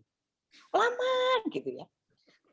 Dan dia itu di komputer itu bisa berjam-jam. Yang di jam itu ya kadang-kadang dia main game, tapi dia mendengarkan banyak banyak sifatnya itu entah itu ilmu pengetahuan, entah itu apapun dia dengarkan dan dia lihat. Sehingga kalau saya itu berbicara soal Alkitab, kadang-kadang saya ini nggak bisa jawab dan dia hanya bisa bahasa Inggris, nggak bisa bahasa Indonesia. ini salah asuhan. Karena mulai umur 2 tahun diasuh sendiri, semua ngomong bahasa Inggris papa mamanya, sehingga kalau bahasa Indonesia, waduh, selalu papa mamanya dipanggil. Itu kalau yang nomor 1. Nah, dia sih sempat bilang kepingin jadi komputer di bidang itu loh, apa? Security, aduh apa itu? Namanya lupa saya. Security. Pokoknya mengenai cyber security. Oh ya, cyber Cyber security. Nah, kalau yang keempat itu matematikanya sulit, Pak. Sampai sekarang ini saya ini bingung. Kalau nomor 1, 2, 3 tidak ada masalah. Karena kebetulan gini, Pak, 4 yang ngajari itu pada waktu SD sampai SD lah kebanyakan itu saya jadi ngajari. Tapi dari 4, yang nomor 4 ini sulit sekali ngajari matematika. Saya memakai berbagai macam cara, mulai dengan yang ngapalkan sampai yang berbentuk untuk 1 tambah 1 saya kasih apa namanya itu kayu 1 ditambah 1. Tapi sulitnya bukan main. Nah, dia ini sebetulnya senangannya ya banyak acting, banyak action, terus senang apa namanya itu loh lompat-lompat itu apa itu kayang apa itu namanya senam ya. Tapi sayangnya itu sekarang dia dulu les tapi sekarang sudah sulit karena ya ini tadi karena pandemi. Sehingga saya pikir terus kamu ikut besok sekolah acting aja. Kalau tapi ya itu kira-kira itu Pak. Saya yang bingung itu nomor 1 sama yang nomor 4. Kalau 2 sama 3 tidak ada masalah. Oke, ya. Yang nomor 1 perkiraan saya dia orang pragmatik. Ya, karena cuek, pelan, makan pelan, mandi pelan, bangunnya pelan-pelan. Kalau yang nomor 4 mungkin sekolah jam 7, bangun setengah 7 bisa lompat, mandi cepat, makan cepat, pakai cepat, jalan cepat, ngomong cepat. Gitu. Tapi kalau yang nomor 1 serba pelan, itu orang pragmatik. Santai banget gitu Pak. Santai banget. Santai. Tapi emosinya dia nggak tinggi. Ya. Bisa. Orang-orang seperti itu biasanya kalau dari sisi kelemahannya dia kan cuek, males, lamban, tidak kreatif. Tapi orang seperti ini biasanya tenang, kalem, tidak emosi. Bahkan dia biasanya juga suka mengalah, baik hati.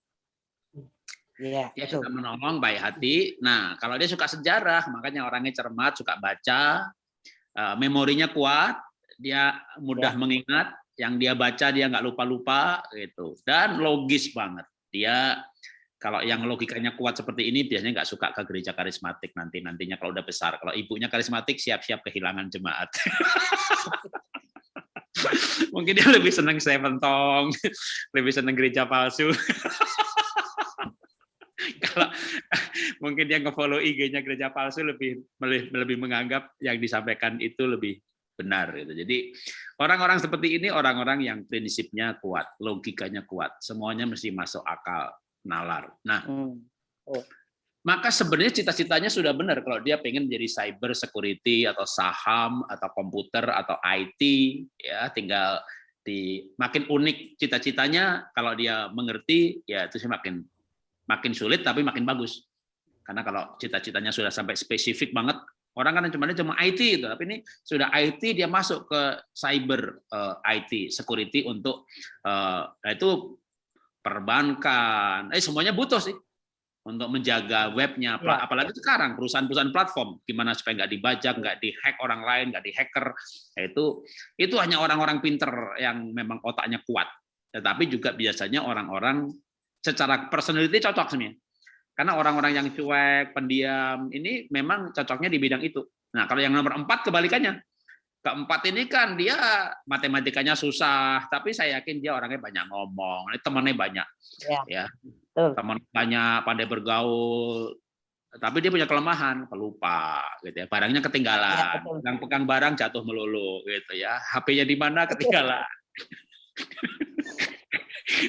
Jadi kalau punya anak nomor 4 ini jangan marah-marah kalau barangnya ketinggalan. Yang penting diingatkan. Nah soal pekerjaan, ya kalau yang nomor 4 kemungkinan besar kalau di assessment mungkin hasilnya akan menjurus kepada sanguin, ya sanguin secara dominan, dalam arti cukup. Walaupun manusia itu nggak ada yang tunggal ya, kombinasi.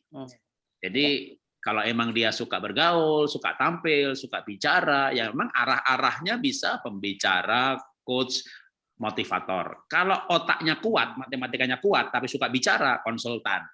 Tapi kalau matematika nggak kuat, bukan konsultan. Karena mana beda ya, pembicara itu kayak pendeta, motivasi. Kalau konsultan kan bicara tapi harus kuat data dan analisa. Nah, kalau analisa nggak kuat, kan bisa kayak YouTuber, jadi host, jadi coach, jadi pemandu acara, MC. MC pun kan, kalau zaman kita dulu kan MC mantenan gitu ya, nggak ada duitnya. Tapi kalau MC-nya MC kayak Deddy Kobuser gitu kan, YouTuber dikombinasi gitu ya, duitnya banyak juga. Jadi alternatif pekerjaan zaman sekarang ini cukup banyak. Tapi yang pasti sebenarnya kalau kita udah mulai paham keunikan anak, keunikan cucu, lalu dari keunikan itu kan ada beberapa alternatif pekerjaan. Juga sekaligus tadi ada satu pertanyaan dari Bu Jenny ya soal anaknya yang seni yang di Taiwan. Nah, kadang-kadang anak memang milenial ini kan sukanya happy-happy, senang-senang. Tapi kita perlu pandu, ya perlu arahkan bagaimana hobi itu menjadi uang. Menguangkan, membisniskan yang senang-senang gitu. Jadi jangan sampai cuma senang-senang, tapi duitnya apa? Ya, kayak anak saya nomor 3 itu juga orangnya art. Jadi tadinya juga maunya happy tok gitu kan. Dia sukanya fashion, baju, lalu sekarang ganti bukan baju, sempat pindah ke lukis, kayak saya ngelukis. Waduh, kalau libur sedikit udah mikirnya ini dia Juni-Juli kemarin kena COVID. Sampai sesak nafas, saturasi 90, demam, sampai pingsan lagi 2 kali, tergeletak di lantai. Malah saya pikir dipanggil Tuhan, karena udah nggak bergerak, tergeletak di lantai, setelah demamnya 40 lebih, lalu kita nggak dapat rumah sakit, jadi isolasi di rumah. Batuknya kayak anjing keselak, udah kuat kerasnya minta ampun, sepanjang malam nggak berhenti. Itu Juni-Juli. Juli sembuh, sudah ke Gunung Gede, sudah ke gunung di Mataram itu nampak Rinjani.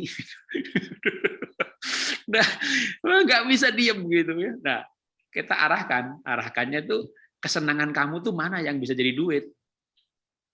Panjat tebing, panjat gunung, pergi kemana-mana butuh duit. Bahkan hari Minggu, hari Sabtu, kadang-kadang di mal-mal tuh ada yang untuk manjat-manjat, bayar juga butuh duit. Nah, kita perlu mengarahkan anak-anak yang happy-happy atau yang art ini kadang hanya seni, senang-senang, tapi duitnya enggak. Nah, kita mulai arahkan. Nah, singkat cerita waktu itu, tapi mengarahkannya juga uang di sekitar itu, gitu ya. Tentu kan kita nggak bisa, misalnya kamu jadi guru atau apa, nah kan bukan sesuai dengan kepribadiannya. Jadi setelah saya tahu kepribadiannya, kemampuannya, di antara kepribadian dan kemampuan itu mana yang kira-kira bisa jadi uang. Nah, waktu itu sempat dia mau ngelukis kayak saya, tapi sempat saya bilangin begini. Pelukis itu kayak Avandi, Basuki Abdullah, lukisannya mahal, setelah pelukisnya mati. Dia mikir gitu ya. Jadi tapi dari art ini dibawa kemana gitu ya? Yang untuk penghasilan, yang untuk uang. Kita sempat diskusi panjang lebar soal interior designer yang bisa ada duitnya banyak juga. Sampai akhirnya dia waktu kuliah pun belum ketemu sebenarnya. Dia kuliah ngambil RMIT untuk fashion.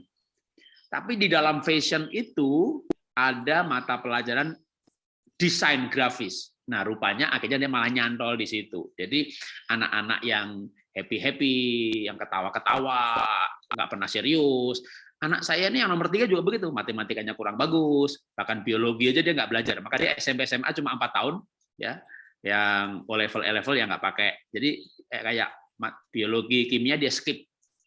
Lalu dia ngambilnya art. Nah, cuma jangan sampai yang happy-happy ini lalu nanti kerjanya nggak jelas, kita arahkan dari hobi-hobi atau art ataupun yang senang-senang itu mana yang bisa jadi duit. Ya. Nah, kalau anak saya akhirnya di desain grafis dia ditekuni. Dia tekuni desain grafis, ya untuk waktu itu pas kuliah itu di Melbourne semester ketiga itu udah mulai ketemu di antara kesukaan tadi gitu ya, panjat gunung, panjat tebing, baju, fashion, art. Nah, ini mana yang kira-kira bisa jadi pekerjaan, yang lainnya hobi. Nah, singkat cerita ya sekarang dia Maret pas sebelum COVID dia balik Indonesia. Karena dia punya Instagram ada 2, yang satu itu betul-betul hanya untuk karya seninya dia. Nah, ini bisa diajarkan juga kepada anak cucu ya. Akun sosmed itu menjadi kurikulum vitae, menjadi portofolio. Semua yang diupload bisa dihapus dari akun kita, tapi tidak pernah terhapus dari Google. Ini sekaligus saya cerita ya, ada cerita, kisah nyata ya, pernah masuk di berita, saya nggak akan sebut nama sekolahnya di Jakarta, seorang anak ikut kompetisi beasiswa Amerika, dan dia menang beasiswa, dapat konfirmasi, Anda menang beasiswa, Anda dapat. 2 minggu kemudian, beasiswanya dibatalkan. Karena waktu SMA, dia pernah upload di akun sosmednya, nendang kucing. Sedangkan di Amerika, itu dianggap sebuah kekejaman. Gambarnya sendiri sudah di-delete. Tapi apa yang pernah di-upload tidak pernah ter-delete. Itulah yang namanya digital footprint. Ini sekaligus sebagai penutup, ya Bapak Ibu, ajarkan kepada anak cucu untuk berpikir 2-3 kali sebelum upload. Yang sudah di-upload tidak bisa di-delete. Itu kayak buku kehidupan, yang namanya digital footprint. Makanya kalau Bapak Ibu sekarang mengurus visa Amerika, dimintain akun sosmednya. Bagi orang-orang yang dicurigai, akun sosmednya bisa dibuka. Jadi kayak polisi, kedutaan, CIA, Indonesia Intelijen, itu bisa membuka akun Bapak Ibu dan termasuk melihat yang sudah di-delete. Ya, kenapa orang sidang korupsi? Polisi bisa membawakan barang bukti. 5 tahun lalu, Bapak SMS sama dia atau WA sama dia, kalimatnya ini. Betul kan? Gitu. Jadi yang sudah terupload, itu akan terekam. Memang hanya pihak tertentu yang bisa membuka atau dapat akses karena ada undang-undang kerahasiaan. Tapi kayak kedutaan dapat. Nah, itu namanya digital footprint. Nah, paling tidak kalau untuk melamar pekerjaan, tentu perusahaan tidak punya kapasitas untuk membuka yang sudah di-delete. Ya. Nah, tapi saya cerita lagi, anak saya waktu pulang pandemi Indonesia melamar pekerjaan sebagai desain grafis untuk art, diterima karena IG-nya, akunnya bagus, penuh dengan karya-karya seninya dia. Kerja 3 bulan, gaji normal kayak di Indonesia, ya pertama kali lulus, dapat 5-6 juta, itu udah bagus. Tapi 3 bulan dibajak, karena akunnya bagus, karyanya bagus, dibajak gaji naikin 2 kali lipat. Ini sekarang ini, mau pindah lagi ke perusahaan desain internasional yang kantor cabangnya ada di seluruh dunia, perusahaan advertising dunia di Jakarta, naik lagi gajinya hampir 2 kali lagi. Jadi orang seni juga bukan tanpa karier ya, tapi kita orang tua perlu menggali informasi, pekerjaan-pekerjaan, bahkan gampangnya begini, Bapak Ibu bisa masuk Google gitu. Kalau dulu kan milenial kills everything, sekarang COVID kills everything, atau new era, new normal kills everything. Dengan Google seperti itu, nanti yang muncul adalah daftar pekerjaan yang 10-15 tahun lagi tidak dibutuhkan. Jadi jangan sampai anak kita sekolah yang 10 tahun lagi pekerjaan itu nggak ada. Ya, dokter misalnya gitu. Kalau menjadi dokter ya harus dokter spesialis, dokter bedah, dokter gigi, karena dokter gigi nggak bisa di-online kan. Tapi dokter kalah sama halo dok. Orang sakit nggak ke dokter. Pencet halo dok, tanya, konsultasi, toh dijawab, dan jawabannya menurut survei itu 90% lebih tepat dan akurat daripada pergi ke dokter beneran. Karena yang menjawab mesin, atau kalau toh engine, dan aneka jawaban yang disusun oleh tim dokter yang dibayar mahal untuk menjawab hal-hal itu. Jadi sama juga di Amerika jurusan hukum sudah nggak diminatin lagi karena perkiraan 5 tahun lagi di Amerika lawyer tidak dibutuhkan lagi, dibutuhkan hanya dalam jumlah yang sangat sedikit. Lawyer yang malah kayak preman bebasin lahan, nah itu masih dibutuhkan. Tapi kalau nasihat hukum, my lawyer, kalau ada halodoc maka dalam hukum ada my lawyer, itu jauh lebih bagus nasihatnya daripada pergi ke pengacara atau konsultan hukum. Nah, jadi itu contoh-contoh aja pekerjaan yang bakal tidak ada. Nah, orang tua zaman sekarang emang beda sama dulu ya. Karena zamannya berubahnya cepat banget. Pekerjaan yang ada berubah, yang favorit jadi nggak favorit, yang ada jadi nggak ada. Nah, maka kita perlu cari informasi, dan informasi itu melimpah dengan gampangnya asal dicari aja. Kita jangan jadi orang tua yang sibuk WA group, boleh aja tapi yang nggak jelas-jelas nggak usah dibaca, kiriman yang nggak ada artinya nggak usah dibuka gitu ya, tapi buka aja pekerjaan masa depan gitu ya, berdasarkan analisa. Ya, saya memang lebih orang yang suka ilmiah, data gitu ya. Saya nggak perlu percaya berdasarkan penglihatan dan nubuatan. Milenial kagak percaya itu gitu ya. Jadi kita nggak usah dengerin tuh kalau yang berdasarkan penglihatan. Waduh, pendeta ngomong pertanian dasarnya penglihatan. Ya panggil aja sarjana pertanian gitu ya. Jadi maafkan saya, kadang-kadang saya kurang suka dengan yang terlalu karismatik, yang suka ngeroh-ngeroh gitu ya. Sesuatu mesti based on fakta, based on data, ilmiah, logis. Nah, baru yang sudah data tadi. Secara ilmiah, anak otaknya, kemampuannya, cocoknya jadi dokter. Nah, baru sudah, supaya dokter diberkati, baru doakan, diberkati, penyertaan Tuhan, dokter yang diurapi. Tapi kalau pilihnya dokter atau pembicara, itu masih ranah ilmiah. Ya, bukan ranah pendeta. Pendetanya memangnya ngerti personality, sehingga anak ini dokter, anak ini pembicara gitu ya. Jadi kalau sudah jelas secara ilmiah, baru ke pendeta untuk minta diberkati pilihan yang sudah benar tadi. Jadi menurut saya kita perlu menempatkan pola pikir itu seperti itu. Ya, dari segi waktu, kalau masih ada mungkin saya masih bisa molor sampai jam 9. Tapi kalau mau selesai, karena kita sudah lewat 10 menit dari 8.30. Saya kembalikan ke moderator. Tuhan berkati. Iya, terima kasih Pak Jarod. Sebetulnya memang saya percaya sih kita semua masih punya banyak sekali pertanyaan ya. Kalau dilanjutkan ya bisa sampai jam 10 juga nggak selesai mungkin ya. Saya sendiri juga masih ada pertanyaan sebetulnya, tapi mungkin waktunya agak tidak mengizinkan ya. Yang lain mungkin ada urusan macam-macam. Jadi iya, Bu Jenny mungkin mau membagikan link bagaimana itu kirimnya. Nanti saya akan bagikan untuk linknya. Saya minta nomor WA teman-teman. Saya akan catat semuanya ya. Pak Jarod, ini di rumah saya ada lukisannya Avandi. Akan saya betul tidak? Karena ini akan dijual, tapi kok bentar Pak.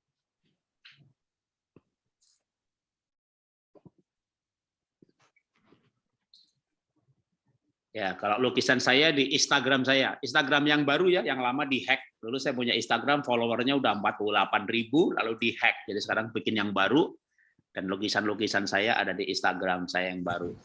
Selama pandemi, saya sudah melukis lebih dari 100 lukisan sejak Maret 2020. Oke, ini lukisan Avandi bener atau bukan? Waduh, agak susah. Kalau lihat gayanya, coraknya iya. Tapi kok nggak ada tanda tangannya ya?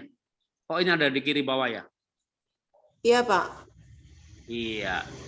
Karena lukisan itu makin pelukisnya udah meninggal, makin mahal. Jadi kalau betul-betul lukisan asli. Itu 1973. Kalau yang ini 1971. Wah. Kalau lukisannya sudah lama bener, dan itu betul lukisannya Avandi, wah ini barang berharga, Bu. Harga bisa ratusan juta, bahkan bisa ke miliar. Belum dipikurain lagi ya. Kalau ada tukang lukis di Surabaya atau sendiri juga bisa beli yang namanya varnish yang clear. Paling enggak itu akan melapis lukisan supaya enggak rusak, enggak kena air, kena kotoran. Jadi dirawat dengan di coating. Di coating itu enggak merubah apa-apa, cuma melapisi lukisan, karena itu barang berharga, Bu. Kalau yang ngerti seni bisa dilelang, kan sekarang jual juga bisa lewat sosmed ya, lewat akun ya. Jadi lewat ada beberapa platform untuk menjual itu, tapi sistem lelang aja, misalnya dimulai dengan 200 juta atau 300 juta gitu ya. Karena kalau lukisannya asli, jangan dimulai dengan harga rendah, ya bisa di googling dulu lukisan Avandi yang lain harganya kira-kira berapa, dimulai dari situ. Dan sekarang ini hebat banget ya, zaman sekarang ini saya kan tadinya bisnis MLM, IVA, pernah juga ada pabrik macam-macam, tapi singkat cerita pandemi, bangkrut, lalu mulai ngelukis, ya saya buka jaringan baru dengan adanya sosmed itu kan mudah banget. Cari customer baru, jaringan baru, komunitas baru, itu hari-hari ini emang hari yang COVID ini banyak memaksa kita masuk lewat sosmed dan terbuka gitu. Kayak Ibu misalnya mau jual lukisan Avandi kemana ya gitu. Udah ketik aja Google jual lukisan Avandi kemana, muncul. Apapun kita bisa tanyakan.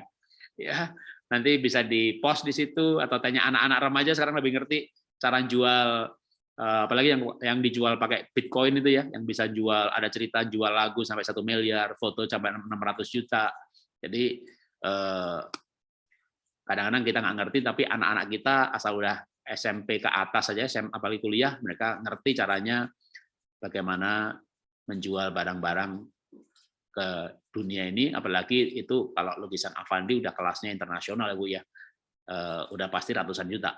Itu jadi rawat baik-baik. Kalau menurut saya perlu di coating, ya dibeliin pernis untuk lukisan, khusus buat lukisan, di coating, lalu disimpan. Kalau lukisan saya, Bapak Ibu boleh lihat di Instagram. Pak Jarod, apa betul personality tipe bisa berubah? Ya bisa. Ya ini ada pertanyaan direct ke saya. Temperamen yang nggak bisa berubah itu sidik jari. Ya sama otak tadi, otak yang berdasarkan analisa sidik jari itu, tapi otak berkembang. Jadi misalnya otak itu prinsip, ya akan prinsip. Tapi dia kalau berkembang, dia mulai bisa artinya berpikir bagaimana untung, katakanlah begitu ya. Tapi kalau personality, itu makanya kalau tes itu bisa 5 tahun sekali atau 10 tahun sekali, biasanya orang berubah sekitar 15-20 tahun sekali. Makanya kalau saya, ini gampangnya aja, tahun 90 saya masuk Astra, dan saya mulai mengenal soal temperamen dasar segala macam, karena tahun 90 masuk Astra, saya 90% sanguin. 10% kolerik. 2005, 15 tahun kemudian, saya tes, saya sanguin saya dari 90 turun ke 60, kolerik tetap 10, melankolik naik ke 30%. Tahun lalu saya tes lagi, saya sanguin pragmatik melankolik saya imbang rata-rata 25%. Jadi berubah. Nah, yang tidak berubah cuma 2, setan sama Tuhan. Jadi kalau orang lahir baru mestinya berubah. Ada buku bagus temperamen yang diubahkan. Yang nulis sudah lama, saya kuliah pun buku itu sudah ada, tapi sampai sekarang menurut saya itu buku makin bagus karena makin terbukti benar. Yaitu temperamen yang diubahkan. Penulisnya Tim LaHaye, yaitu psikolog Kristen yang menulis buku temperamen itu bisa diubah.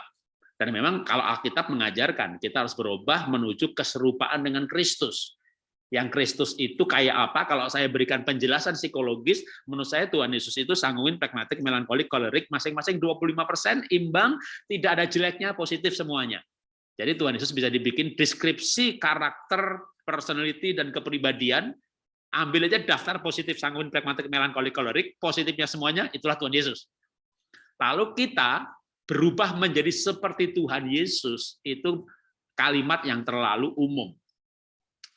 Saya akan berubah menjadi seperti Tuhan Yesus, maka saya sekarang apa, Tuhan Yesus itu apa, semuanya dibikin penjelasannya, kita centang satu-satu mana yang sudah ada, mana yang belum. Jadi waktu saya dulu mulai mendapat pengertian mengenai Tuhan Yesus itu adalah sanguin, pragmatik, melankolik yang seimbang dan semuanya positif, saya secara sadar merubah diri saya. Dan ternyata saya bisa berubah. Yang susah itu merubah orang lain. Ya, robah suamimu, robah istrimu, muntah darah lo, ya kan? Itu nggak berubah-berubah, tapi merubah diri sendiri bisa. Jadi orang bisa berubah karena apa? Peristiwa traumatis, pendidikan, lingkungan.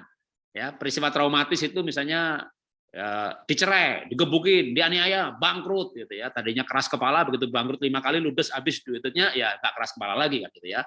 Jadi peristiwa traumatis bisa. Pendidikan bisa.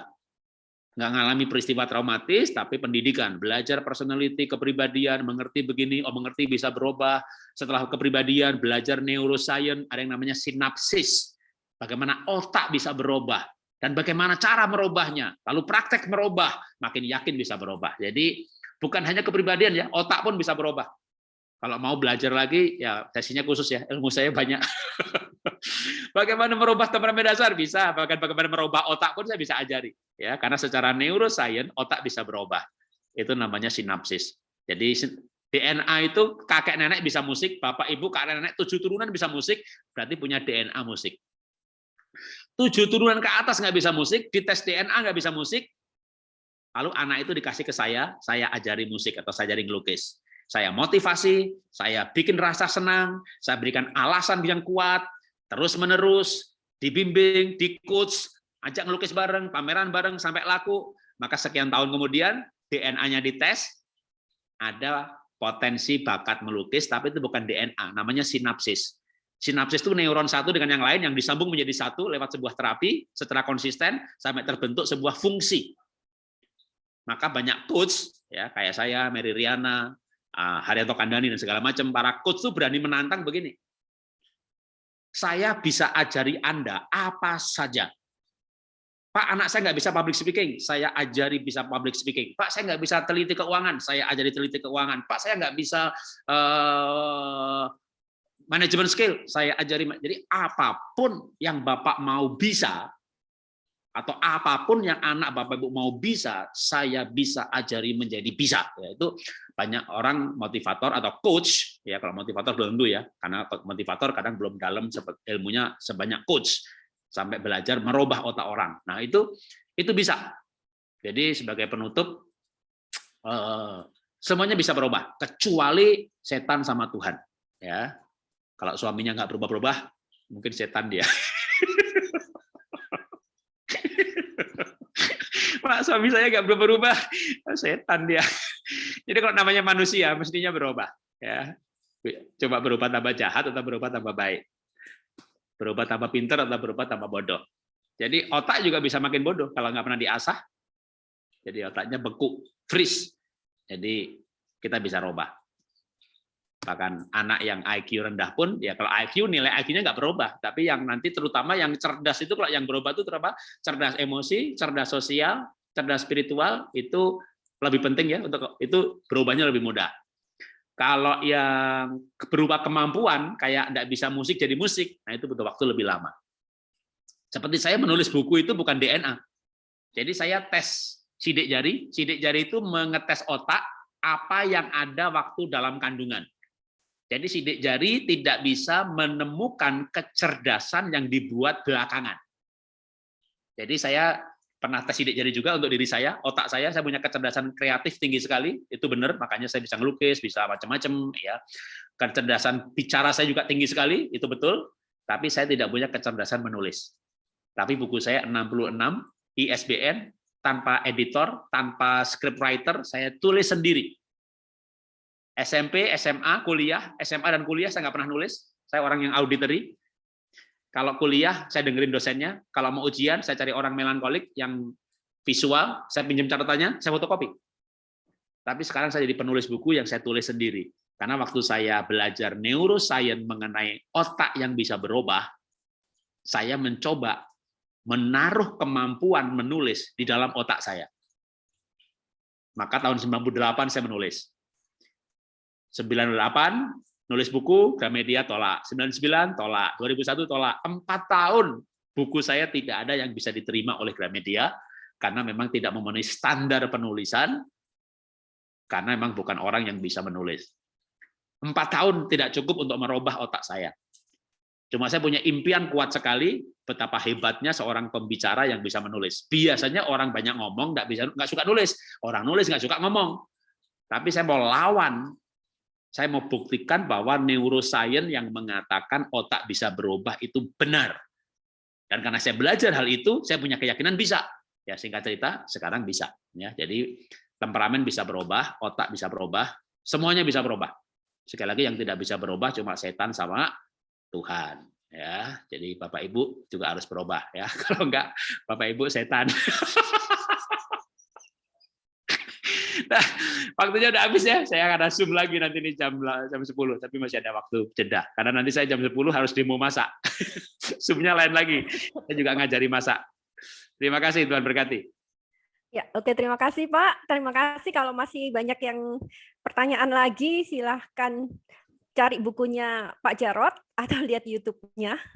Ya, Mungkin saya serahkan kembali ke Ibu Jenny atau Bu Ira yang mungkin akan memberikan pengumuman. Setelah itu Pak Jarod mungkin bisa menutup di dalam doa. Terima kasih.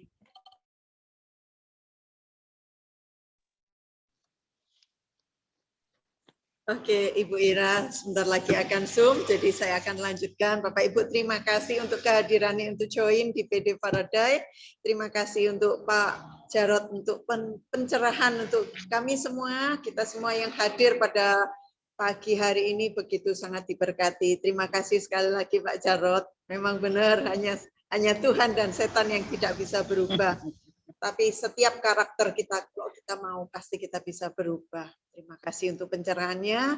Untuk minggu depan kita akan diberkati oleh hambanya dari Korea Selatan, Bapak Bernard, alumni dari Universitas Kristen Petra juga. Nah, untuk selanjutnya kita akan tutup PD Faraday. Saya akan serahkan kepada Pak Jarod untuk doa penutup dan berkat. Terima kasih.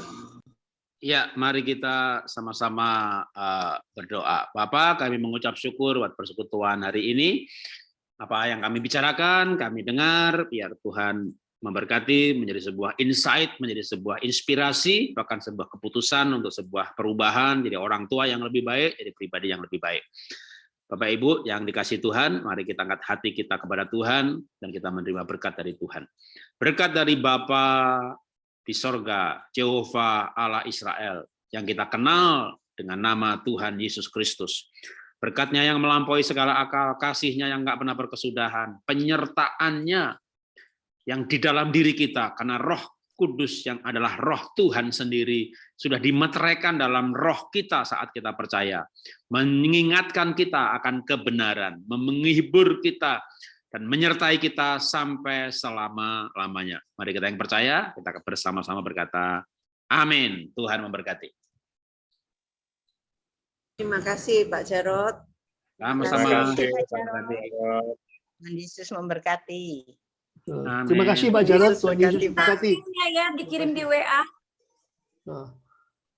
Ya. Ya, ya Bu. Tolong nomor WA-nya dicatat ya Bu. Sebentar nanti kalau wifi saya oke, saya akan kirim. Nomor WA semua sudah dicatat, nanti bisa Bu Jenny yang akan menghubungi masing-masing. Terima kasih. Bu Grace, saya mau kalau bisa saya dikasih nomor HP-nya Ibu dan di Pak Troy ya. Saya baru tahu kalau Ibu istrinya Pak Troy. Saya ada sesuatu yang ingin saya katakan. Ya. Oh iya Pak. Ya Pak Pius, nanti saya kasih nomor teleponnya Bu Grace. Saya akan kirimi nomornya Bu Grace. Terima kasih semuanya. Sampai jumpa minggu depan. Pak Doyo, terima